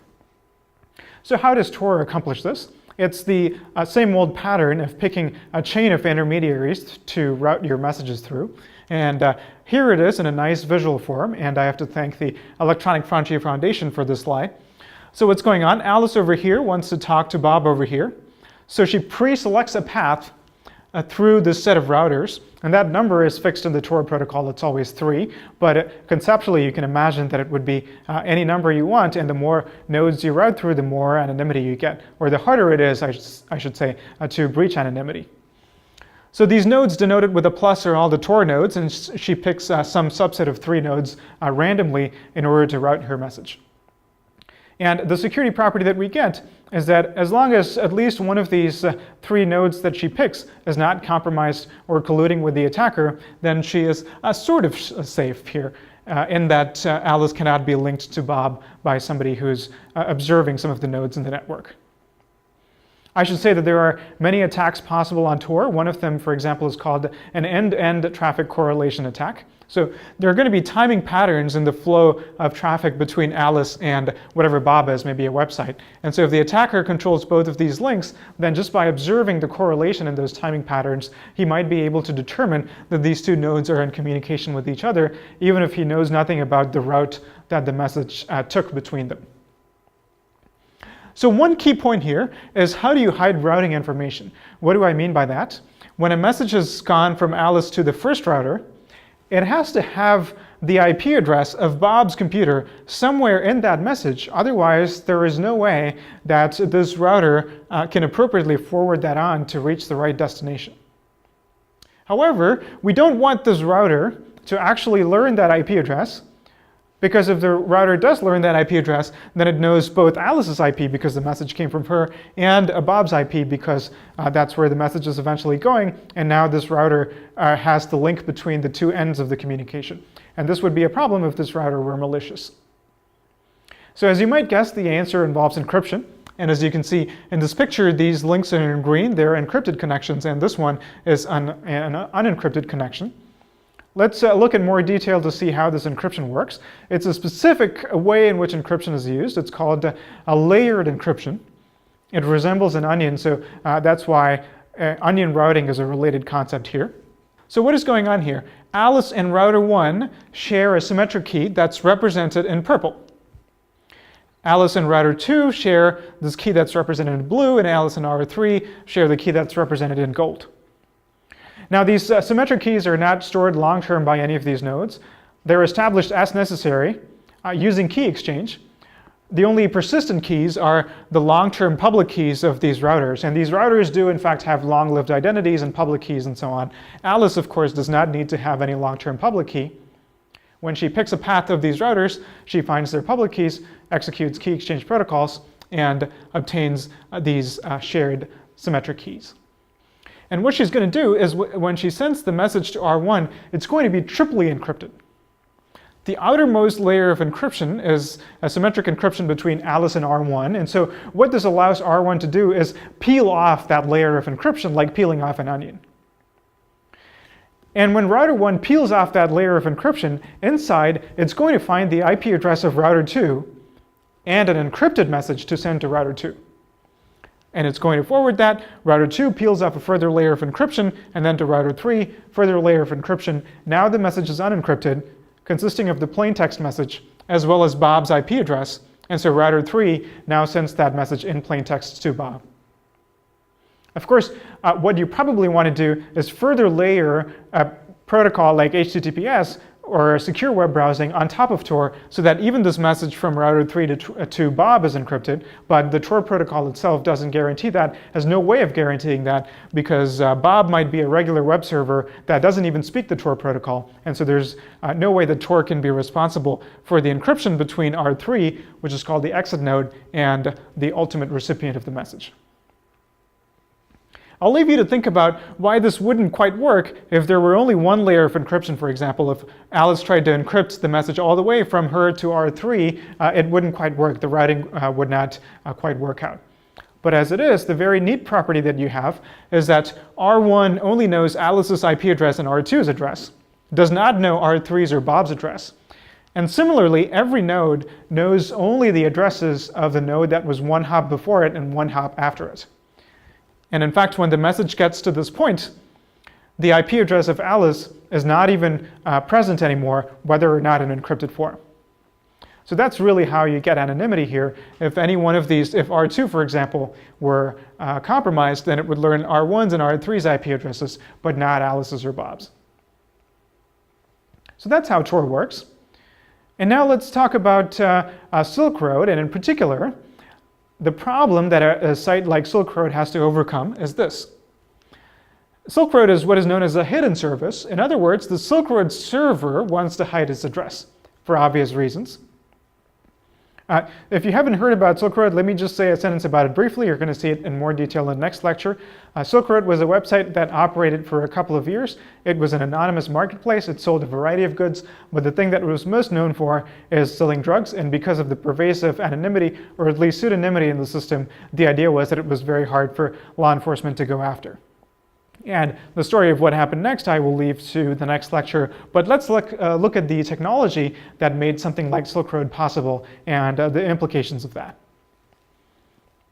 So here is a simplified algorithm by which a server can keep its identity hidden and yet provide services through Tor.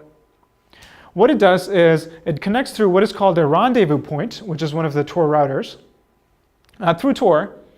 And then what it's going to do is it's going to publish the mapping between its name, its domain name, and the address of the rendezvous point through directory services that the Tor system offers. And these domain names are not your regular DNS domain names. That wouldn't work because it's this whole parallel system of routing. And so these are called onion addresses, and they're going to look like this long string .onion. And notice that it looks a lot like Bitcoin public keys. And it's for sort of the same reasons. It's because anyone can generate one of these. And now the client will have to learn the onion address of the site that it wants to visit. When the Silk Road existed, if you wanted to go to Silk Road, you couldn't type in silkroad.com. That wouldn't make any sense because Silk Road is not even available over the regular web. Instead, you would have to, through some manner, and this was a widely known address, you would have to find, this is not Silk Road's address, by the way, this is the onion address of DuckDuckGo, a search engine that offers privacy and anonymity. But you would find a similar address that belonged to Silk Road and put that into your Tor-enabled browser. And what your client would automatically do is look up the mapping for the address of the rendezvous point, connect to that rendezvous point, and through that rendezvous point, have an anonymous and encrypted connection to the ultimate server without the server having to publish its actual IP address. So that covers some of the technology behind Silk Road, in particular anonymous communication and how do you do anonymous payments, which is of course with Bitcoin. But still, you need more technology in order to make this whole system work. You need security. In other words, how can you be sure that when you pay someone on Silk Road, they're going to actually sell you the goods? Silk Road had a reputation system for that. And how do you do anonymous shipping? The site pretty much left this to the participants. It advised buyers to provide an anonymous PO box, for example, to ship goods to. So let's take a step back. We've covered a lot of technology in this lecture. Hopefully you've understood that Bitcoin anonymity is a very powerful thing. And it gains in power when combined with other technologies, in particular anonymous communication technologies. And also, anonymity is a deeply morally ambiguous thing. There are many moral distinctions that we would like to make that we're not able to adequately express at the technological level, and so some of this moral ambiguity appears to be inherent. Hopefully, it's also been clear that anonymity is very fragile. One mistake can create a link that you're trying to hide. But also anonymity is an important thing to protect. It's worthwhile protecting. It has a lot of good uses in addition to bad uses. So most of the things that we've talked about today are either at the forefront of research technologically, or they're the topic of serious ethical debates. None of this is really settled. And so this is an ongoing conversation, area of ongoing research. We don't know which anonymity system for Bitcoin, if any, is going to become prominent or mainstream. And so this is a great opportunity for you, either as a developer or in thinking through the ethical implications, to get involved in some of these issues. And hopefully what you've learned in this lecture has given you the right background for that.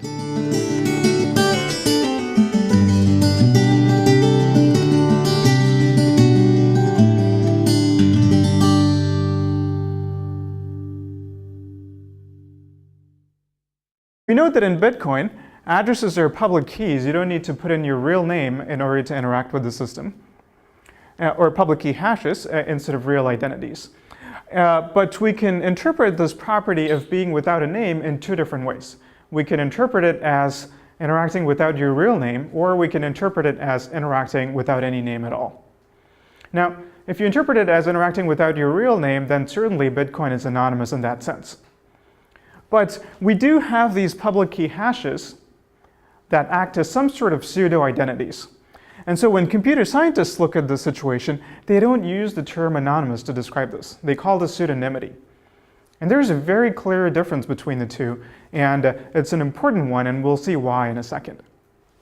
You might wonder, yeah, even though you're using a pseudonym, which is your public key hash, you can create any number of them. You can have as many pseudonyms as you want. Does that make it anonymous? Well, the answer is not quite, and we'll get into that as well. Okay, so if computer scientists call this pseudonymity, what is anonymity then? Is there a clear definition of what it would take for something to be called anonymous? At a conceptual level, the answer is very simple. Anonymity in computer science is just pseudonymity together with unlinkability. So what is this property called unlinkability? At an intuitive level, we'll get into better definitions in a little bit, but at an intuitive level, what unlinkability means is that as a user interacts with a system repeatedly, these different interactions should not be able to be tied to each other from the point of view of some adversary.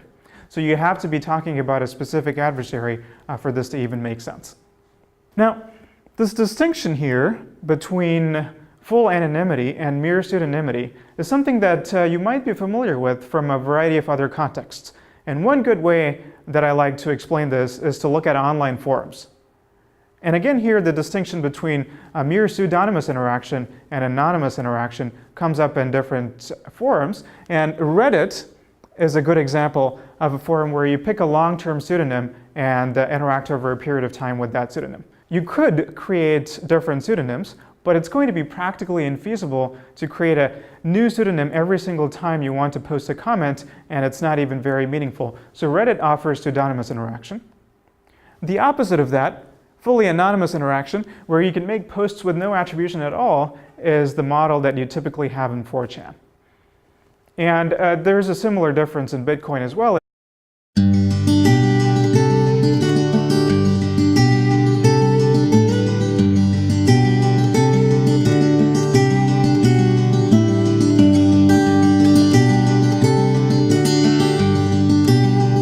Hello, and welcome to the 6th lecture.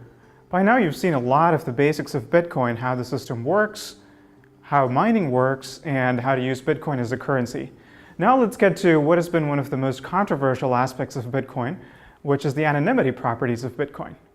And in fact, there's a lot about Bitcoin and anonymity that you'll hear different opinions on. Is Bitcoin anonymous, first of all? Are anonymous cryptocurrencies even a good thing? Is it good for people who have a stake in Bitcoin? Is it good for society? And what of the various proposals that have been made to improve Bitcoin's anonymity? How well do those work? Which of those should we adopt? And so on. So in this lecture, what we're going to do is help cut through all of that confusion. And we're going to discuss where things are, what are the options, and where things seem to be going. So let's start like this. Let's start with a basic understanding of what we even mean when we say anonymity in Bitcoin, and some of the overall concepts like how does anonymity tie into privacy? Is that a good thing or a bad thing? Can we only have the good aspects of anonymity without the bad? A variety of questions like that. And then we'll see a variety of proposals, some already existing and some that may be implemented someday, for improving Bitcoin's anonymity or creating different anonymous cryptocurrencies altogether.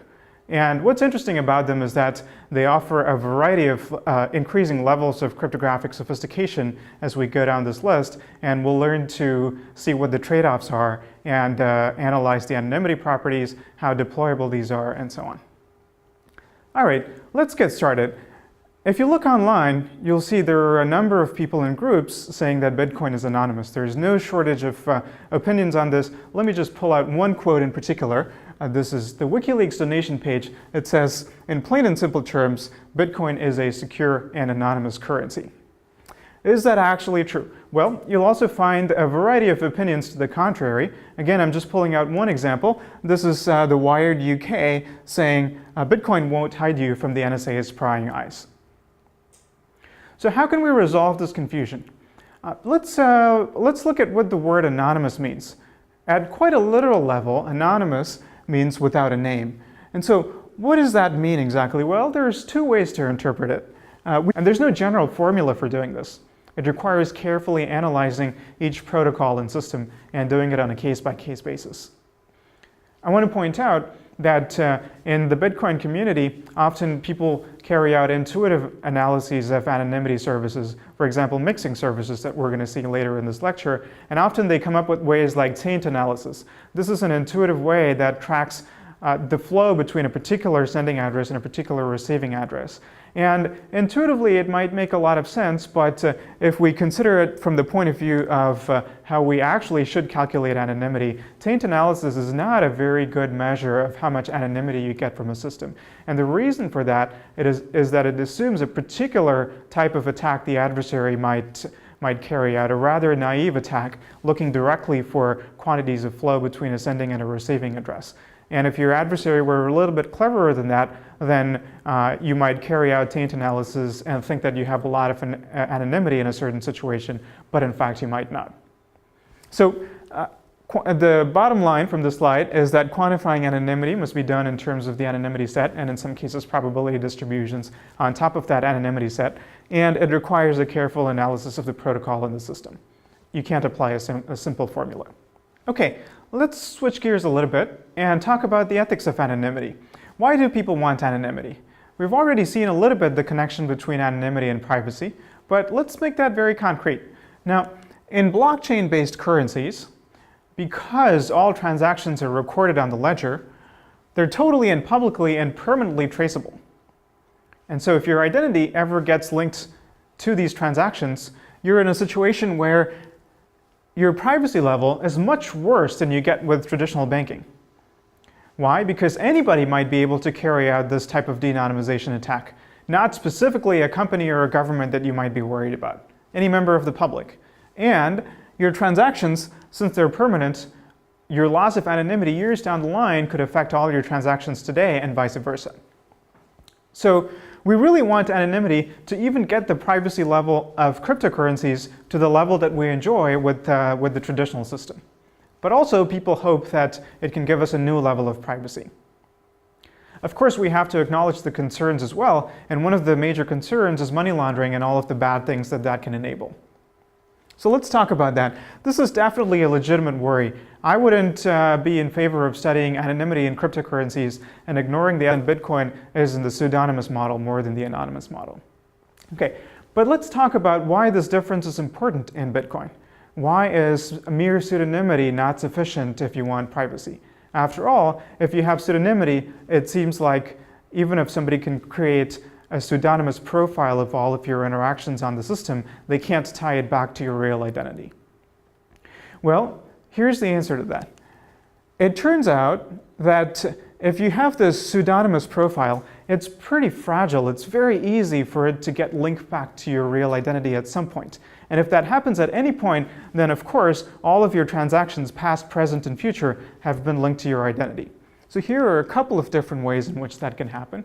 One is that a variety of Bitcoin businesses, online wallet services, exchanges, and others, even vendors in a lot of cases, are going to want your real-life identity in order to let you transact with them. Consider this analogy. You go to a coffee shop, you pay for your coffee with Bitcoins, and of course, if you're there in the store, then the person who's giving you your coffee sort of knows who you are, even if they don't actually ask for your real name. And so your physical identity does get tied to one of your Bitcoin transactions. And if that Bitcoin transaction then gets tied to all of your Bitcoin transactions, then that is a complete violation of anonymity. So this notion of a pseudonymous profile is very fragile. It could easily get compromised in a variety of ways. And also, even if such a direct linkage doesn't happen, these linked profiles can be de-anonymized due to side channels. What do I mean by side channels? Well, here's something that I find intriguing that might seem like a tall claim, but in fact such things have been known to happen. Maybe somebody looks at a profile of your pseudonymous Bitcoin transactions and finds that you interact at certain times of day, and they're able to correlate the times of day when you're active online with the times of day when your Twitter account is posting tweets, and so they're able to find a connection between your Twitter identity and your transactions on Bitcoin. Similar attacks have been known to happen, so this is why this notion of a pseudonymous profile is considered quite fragile, and for real anonymity, we want the stronger notion of unlinkability. So let's try to define it in a little bit more concrete sense, what unlinkability means in the context of Bitcoin. And we can do that in a variety of different ways. One is that it should be hard to link together different addresses of the same user. Another is that it should be hard to link together different transactions made by the same user. Both of these seem intuitive. Look at this one though.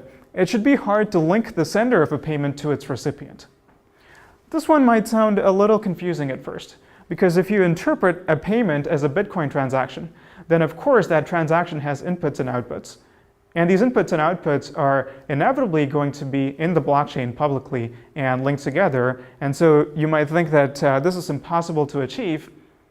But if we interpret this notion of payment in a different way, not as a single direct Bitcoin transaction, but perhaps an indirect sort of payment that goes through a circuitous route of transactions, then one might imagine that the ultimate sender and the ultimate recipient of that payment might not immediately be linkable looking at the Bitcoin blockchain. So these are all somewhat more concrete, but still at an intuitive level, varieties of unlinkability that one might want to shoot for. But if you look at this last definition, it might still be not entirely convincing. Let's say that you pay for a particular product and it costs a certain amount of Bitcoin, and then maybe you send that payment through a circuitous route of transactions, but still you might think somebody looking at the blockchain must be able to infer something, specifically that Bitcoins left some address, a certain number of Bitcoins, and Bitcoins showed up at some other address. And these two might be slightly different because of transaction fees and so on, but roughly equal. and also roughly in the same time period, because there can't be too much of a lag between the sending and the receiving of a payment. And so clearly, even if we try to achieve this kind of unlinkability, it can be unlinkability between all possible transactions, but some smaller subset of transactions that look like each other. So let's make this a little bit more concrete now. And this is how we quantify anonymity. We usually don't try to achieve complete unlinkability, which is unlinkability among all possible transactions or addresses in the system. But instead, we go for something more measured. We try to maximize the size of our anonymity set. The anonymity set is the size of the crowd of other addresses or transactions that we're trying to hide in. So if I can be reasonably sure that with respect to some adversary, there are these 1,000 other transactions that look just like mine, and the adversary can't tell which one was mine, then that we might consider to be a pretty good level of anonymity. And to calculate this anonymity set, it's not trivial at all. It takes a few steps. You have to first define concretely what your adversary model is. And you have to reason carefully about what that adversary knows, what they don't know, and what they cannot know.